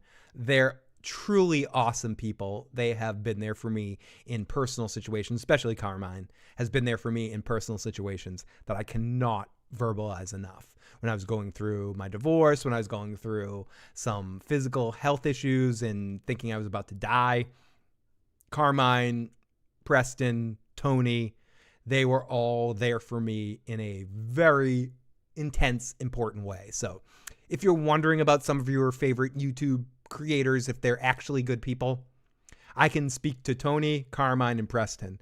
All 3 of those dudes are fucking amazing people. And Gray Area. Truly huge hearts, great people that do great things for people. So enough of that nonsense. But I know some of you guys out there might wonder, like, is the YouTuber I follow an asshole or not? And if you follow Tony, Gray Area, Carmine, or Preston, they're all really good people in reality. So yes, credit to all of them, and especially Gray Area and Tony, who I know even more personally, that saved me from a really fucked up situation. Anyways, enough of that shit. Big Carmine or little Carmine? Very little Carmine. Phil was down there hustling people. I was. I'm always hustling people. I'm trying. I was like, I didn't really lose my money. Send me the money. Jesse has more of a read on me than any other human being on earth. You might think Jesse's trolling, but Jesse actually knows. I'm very sorry to hear about the divorce. I know it. Yeah, I got a divorce in 2020. It's been a while. People might remember the issues lady Stephanie out here. But without getting way into it, Stephanie's good people. I'm good people. Just after 12 years together, we weren't good people together anymore. She's lucky enough to be in another situation with another partner. a good guy, Bosco, and she raises his kids and all that sort of shit. So lots of love to the issues lady, Miss Stephanie, who honestly, we may not be married anymore. We may not be friends or good vibes anymore all the way, but I send nothing but good energy her way because she's good people. And she would say the same thing about me. I'm good people. Just after 12 years together, we weren't good people together anymore. But I send her no negative energy. It's good to know that people, yeah, it is. It is. I mean, sometimes you see these people online and you're like, are they good people? Are they not good people? If you're questioning, Gray is, Tony is, Carmine is, Preston is. Those are the people I know for a fact because I've dealt with them in real life situations. They're all really good people. Those 4 dudes. Oh, well, Gray's not a dude, but those 4 people. Yeah, Gray is also a nurse. So she's like, her whole nature is helping people. And she's amazing. I also met Gray's sister, who is also very good people. So I cannot say enough good things about Gray Area.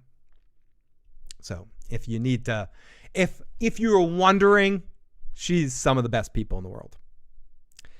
I try to be Daryl because, like, everyone deals with negative shit, and it's like how you process it is, I think, who you are.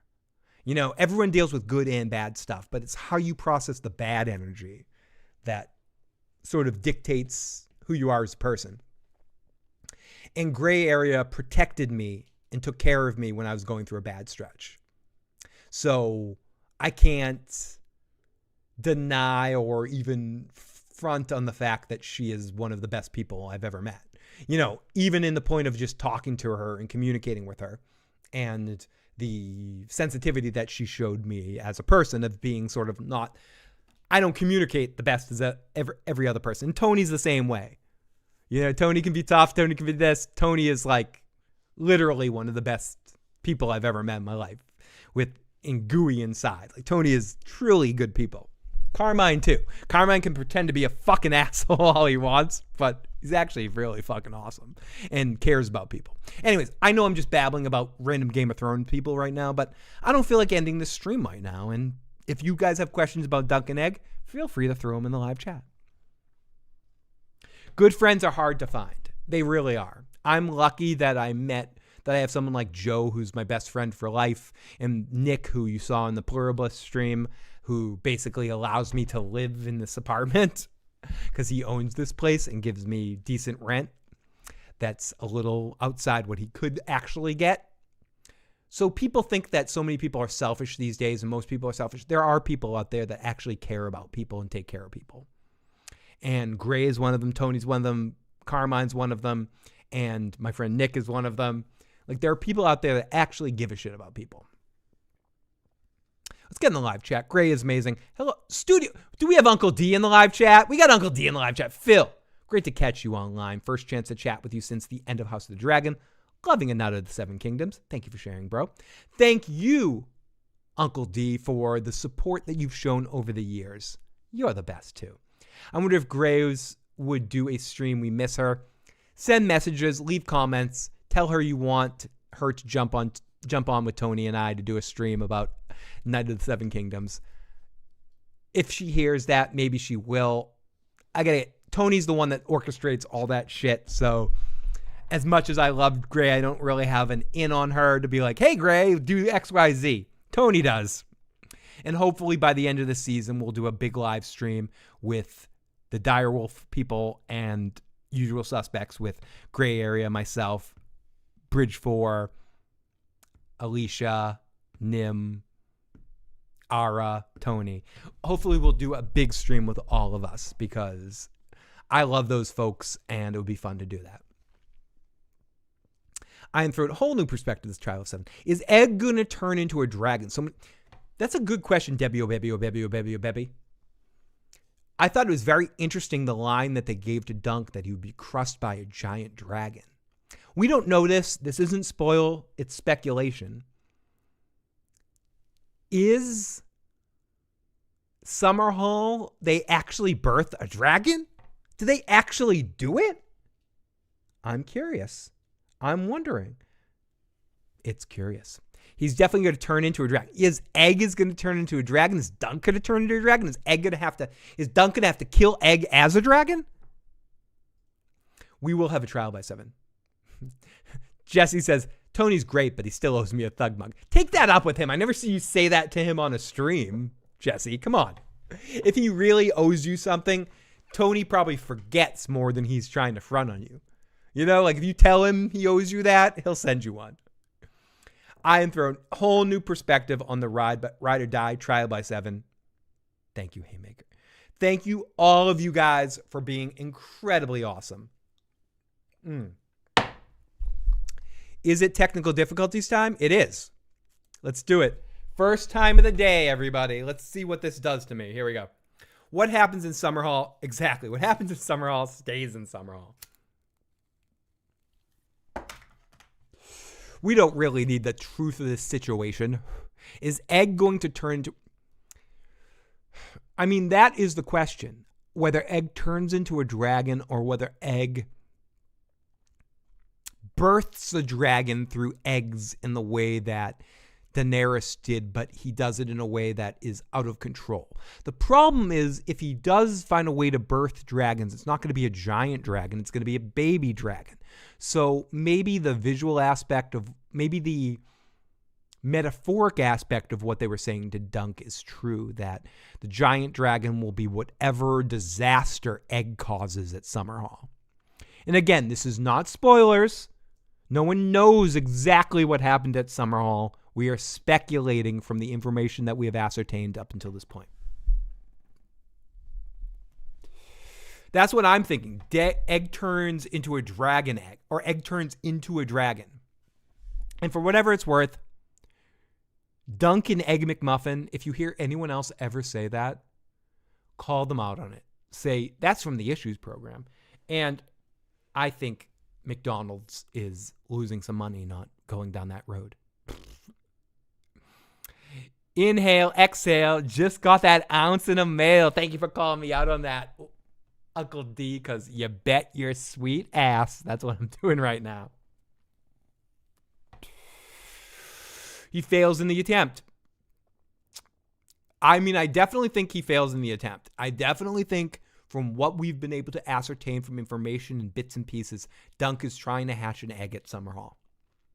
Whatever happens to, Egg is trying to hatch an egg at Summerhall. Whatever happens to Dunk in the process is not dictated. But my assumption is that everything we know about Dunk, he wouldn't leave Egg. So that there is a moment where the both of them have to face their own mortality. They cooked Dunk and Egg McMuffins in episode 3. They did. I'm willing to bet, as Preston said in his breakdown, I'm willing to bet Dunk invented the breakfast sandwich right there. He very much might have. You never can tell. Did he? No, he didn't. What are you doing?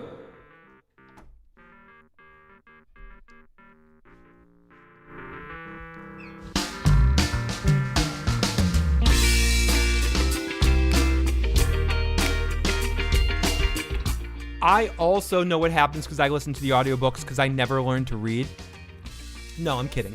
I actually learn information way easier from listening to it. When I act, whether the few opportunities that I get to act, when I do act, I tend to record my lines of my script and then listen to the lines of my script to learn them, because I don't learn from reading, and I don't sort of retain the knowledge that I get from reading, but if I listen to something, I retain it all. Excuse me.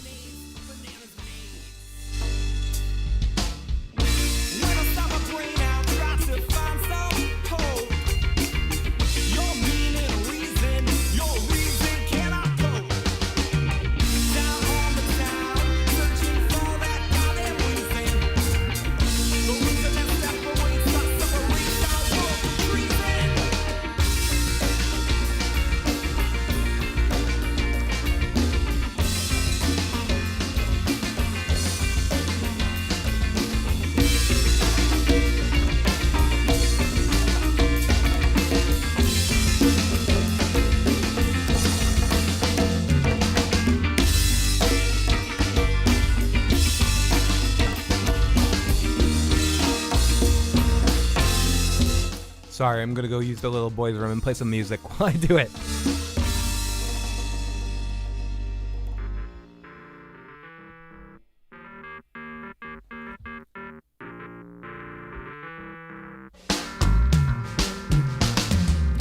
Those nipples are making me horny. When you think about it, we're all just a little bit lonely. Look at that guy right there. Can't believe he paid. What did he get for it? Here we go. Here comes Mr. Craig.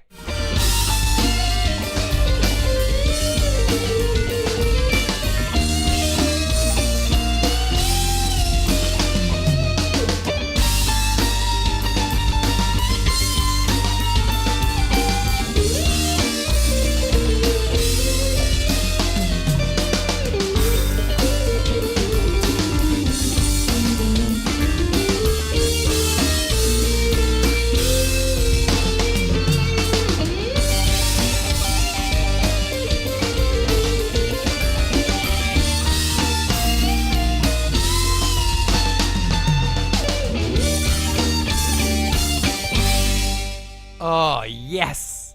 I am lucky that I have a cousin who is probably one of the best lead guitar players in the world. And I'm not afraid to say that.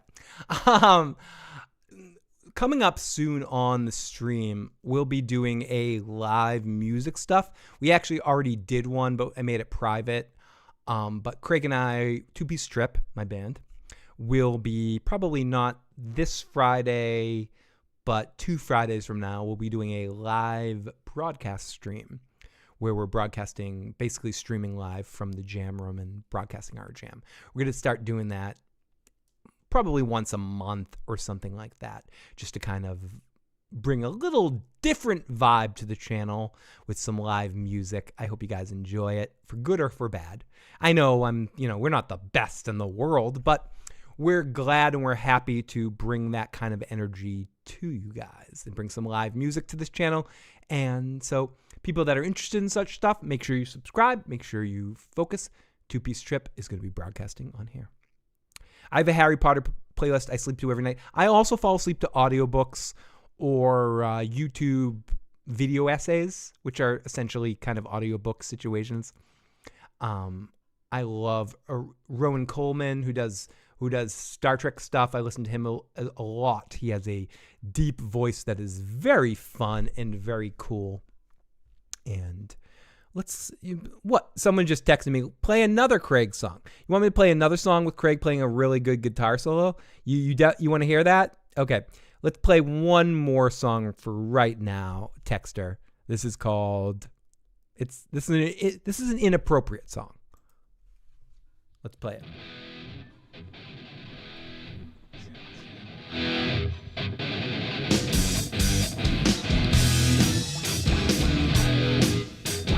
Yes, this is my band. So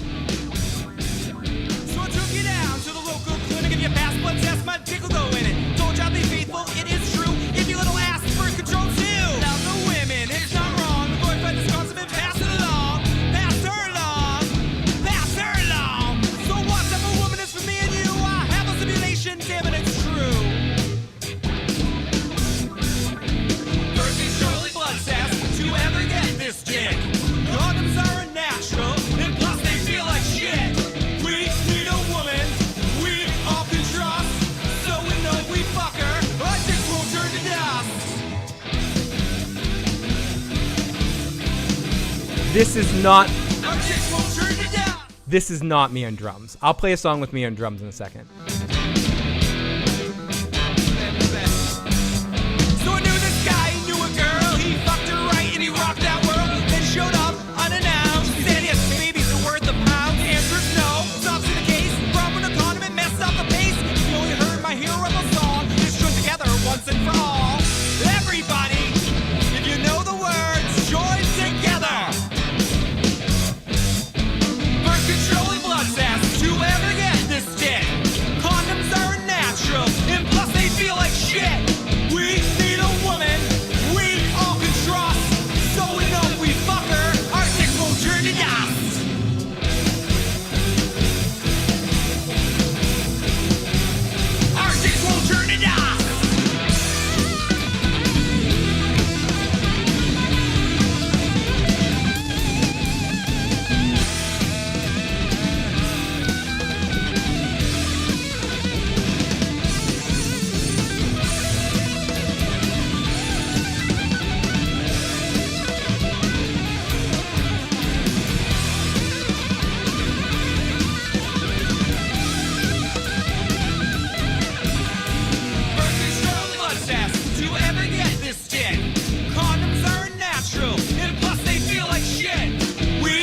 No, I'm the vocalist. We all can trust, so we know if we fuck her, our dicks won't turn to dust.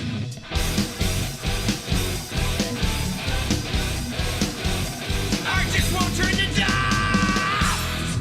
No, that's me. That's me vocalizing in that ridiculous way.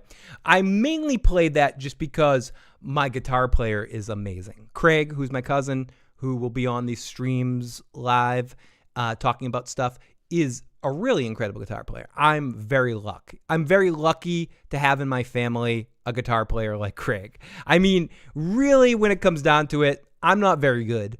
I am who I am. I'm doing what I am. But Craig himself is an amazing guitar player, and I'm very lucky to have him in my band.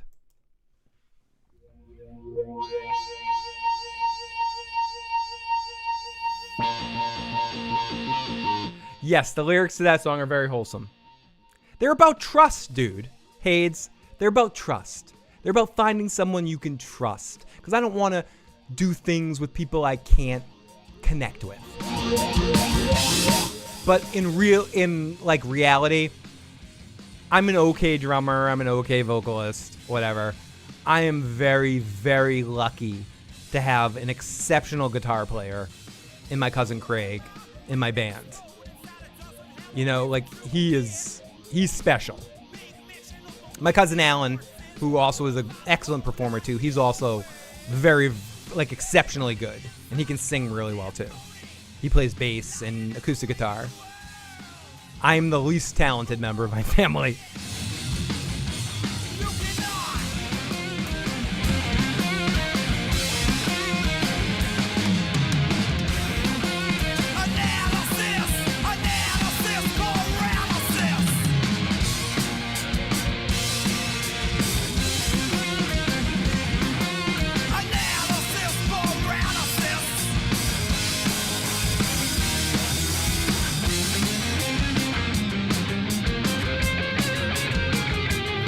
Here's one more song, and then we'll say some goodbyes, and we'll finish things off. But here's one more song. Let it go. When you're fevered up, will make it grow. But you couldn't be it. The world cannot see it. Analysis paralysis. You better learn these words. Analysis. What? Yeah. Analysis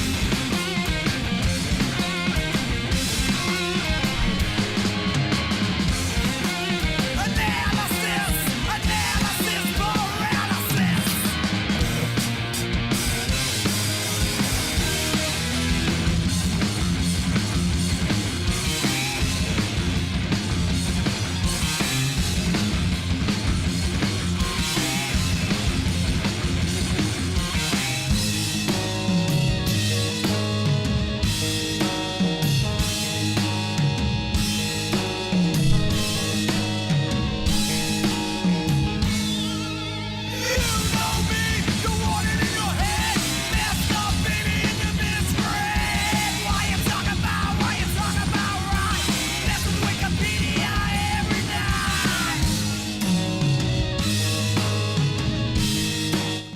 Here we go. Let's listen to Craig's guitar solo, which is the important part. Who gives a shit about the rest? Here we go. Here's Craig.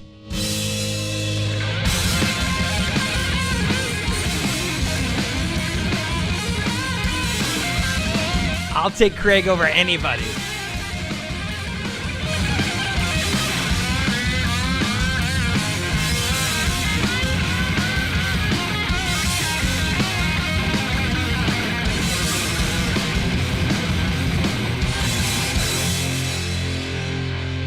Now, here is the most recent song that we recorded. It's a little different. It's a little bit more hippie. And this actually does have me playing drums on it.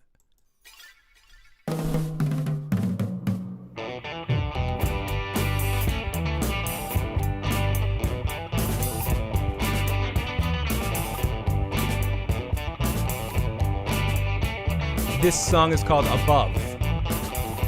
Last song.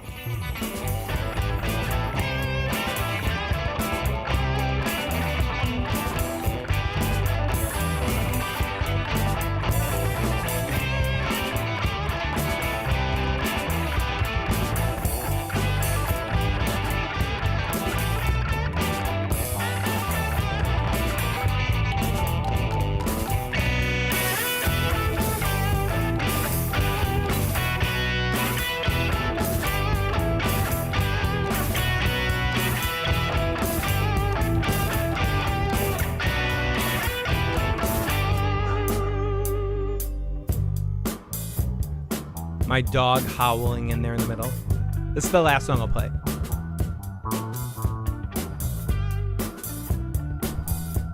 I'm playing drums and vocals and percussion. My mind likes to disappear. And Craig is playing guitar and bass.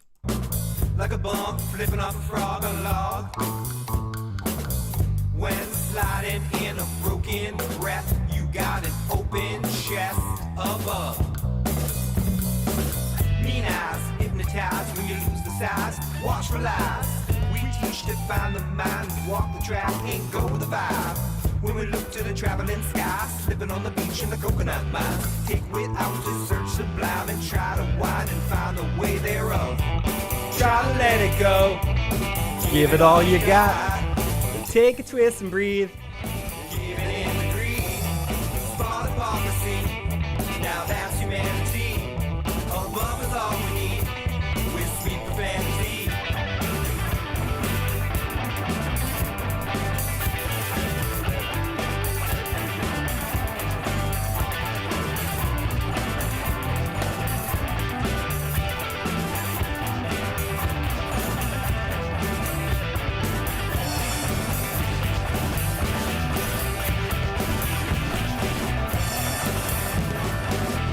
Size multiply when you use the size. Cut all ties. I reach to find the diamond. You can find us online, Two Piece Trip. Some of the other music I played is from other bands with Greg and I, but our current band is called Two Piece Trip. You can find us on Spotify, all those places like that. The band, some of the other music I played is from a band called Mosquito Gonzalez, also Craig and I. But this band is just Craig and I doing all the music because we got sick of dealing with other idiots. And then we were in a band called FDT, and Craig was in a band called Captain Cutthroat for a while. And he was in a Rage Against the Machine tribute band as Tom Morello. Blind to obsessions and all the useless weapons as we curb our aggressions and find all my lessons hereof. Try to let This song right here is my current band, Two Piece Trip. giving in the greed. Small hypocrisy. Now that's humanity. Above is all we need. With sweet profanity. Once you find a song to sing, let it out. Let that nasty drink. On a date with the riding light. The riding waste. The final stop. Wanna taste. Drowning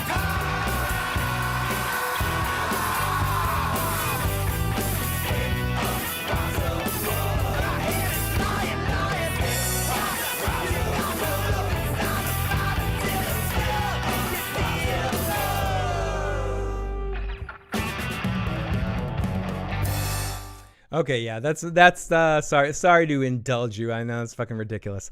I don't know. People are like, I came here to talk about Night of the Seven Kingdoms. I don't want to hear your fucking stupid music. But this episode's been talked about.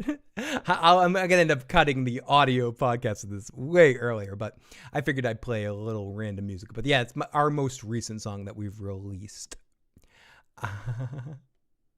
Thank you, everybody.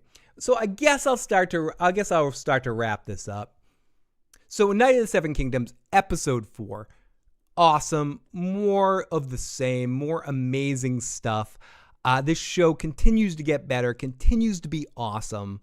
I can't say enough great things about it because, are there problems with it? Are there issues comparatively to some of the themes that you might associate with the short story? Yes, but the short story, the novellas exist, and they can exist as is. This as a television series is amazingly effective, and I cannot thank the show creators and George R. R. Martin enough for making sure we had a wonderful experience so far watching this show. Episode 4 and episode 3 are my favorite. I'm not sure which one I like better yet, but both of them have stepped up the game from the first 2 episodes to really get this going and bring alive one of my favorite Song of Ice and Fire stories in a way that is good. This is a good story, and they're doing a good job with it so far. This episode had less humor, so people who don't like the humor will like this episode. Absolutely, except for the fart joke from our good buddy Eric Nolan. This definitely had a lot less of the humor situation.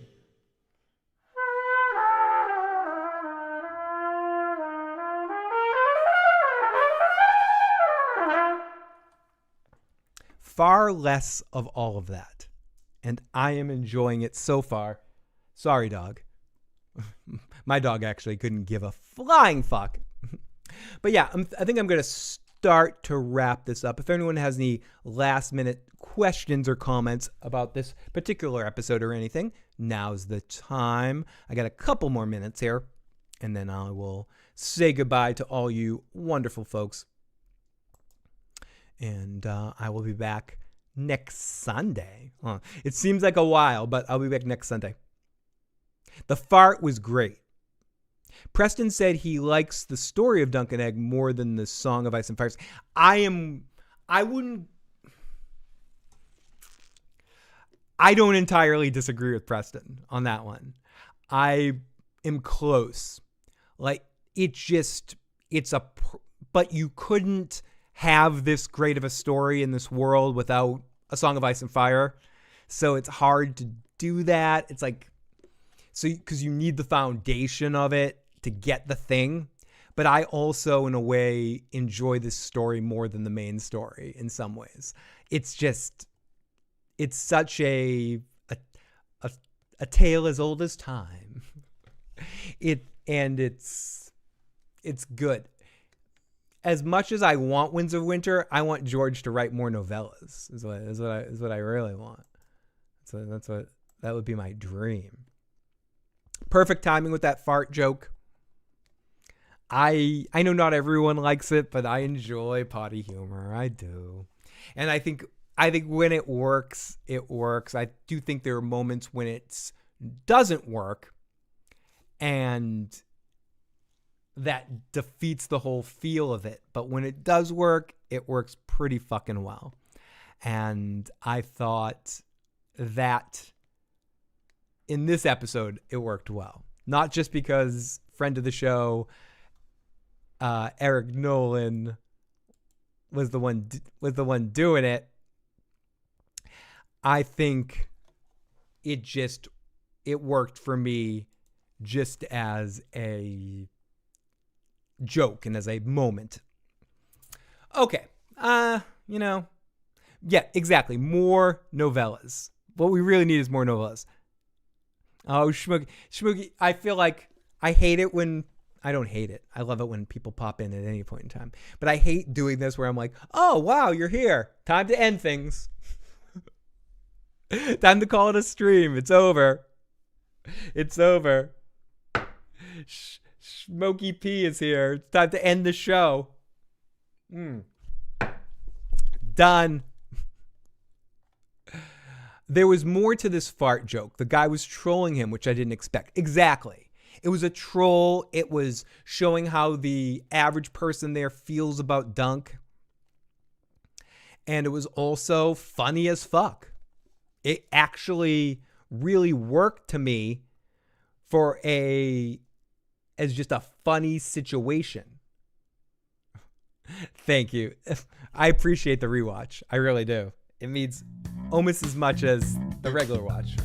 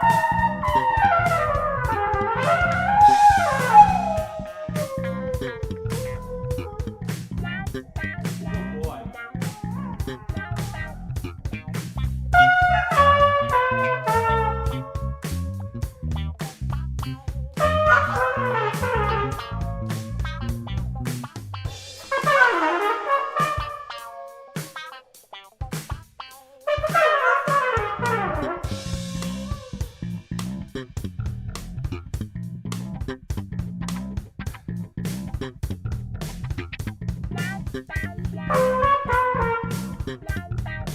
on, do it.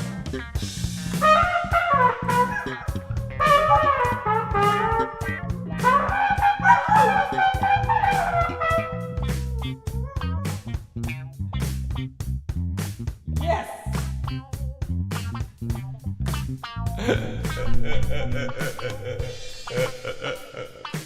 I'm so glad that was captured live because he does that. He likes to sing along.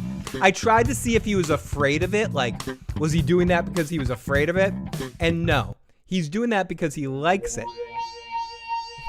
Because he was afraid of it, he leaves the room. And I leave the room and I'm playing the trumpet and he'll come into the other room and start singing along. Now he's upset that I stopped playing. He's like, play more. I wanna howl more. Like, what the literal fuck is going on with this dog that likes to howl and sing when I play the trumpet? It's weird, it's beautiful, and it's amazing. You gonna do it again? What, you're sitting there like you want me to play again.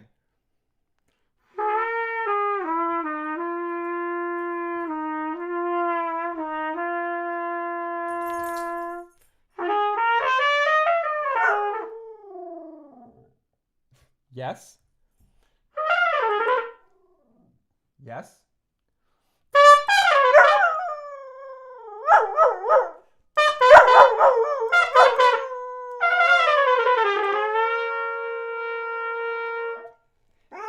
He doesn't just play, he harmonizes with it.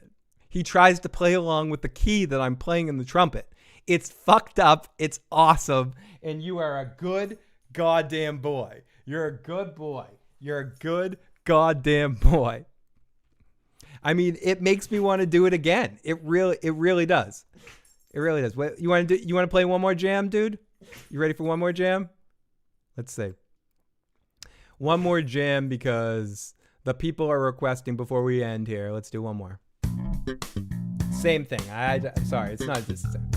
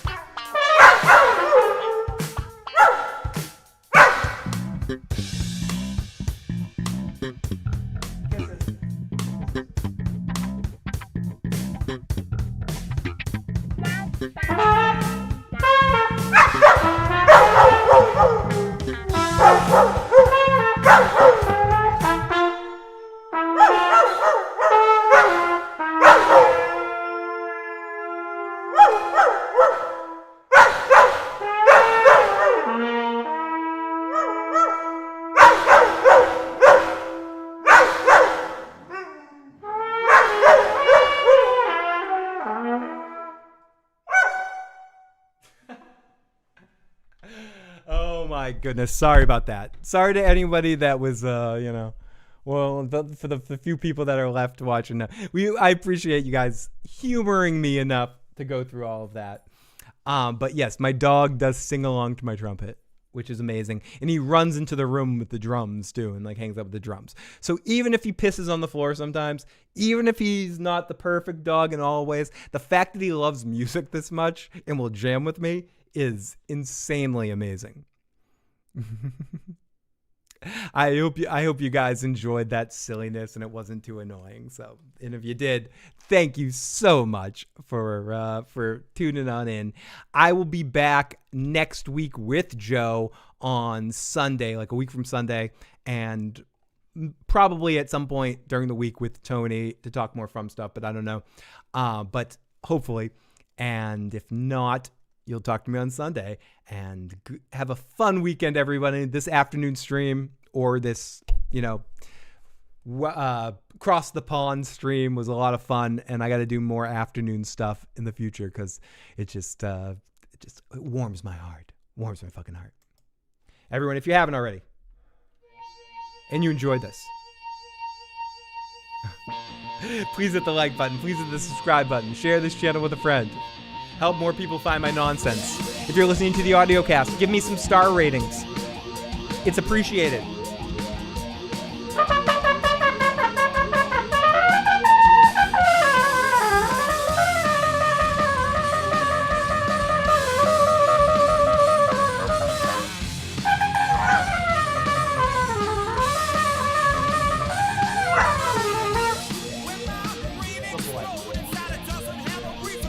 Talk to you guys next time. Peace.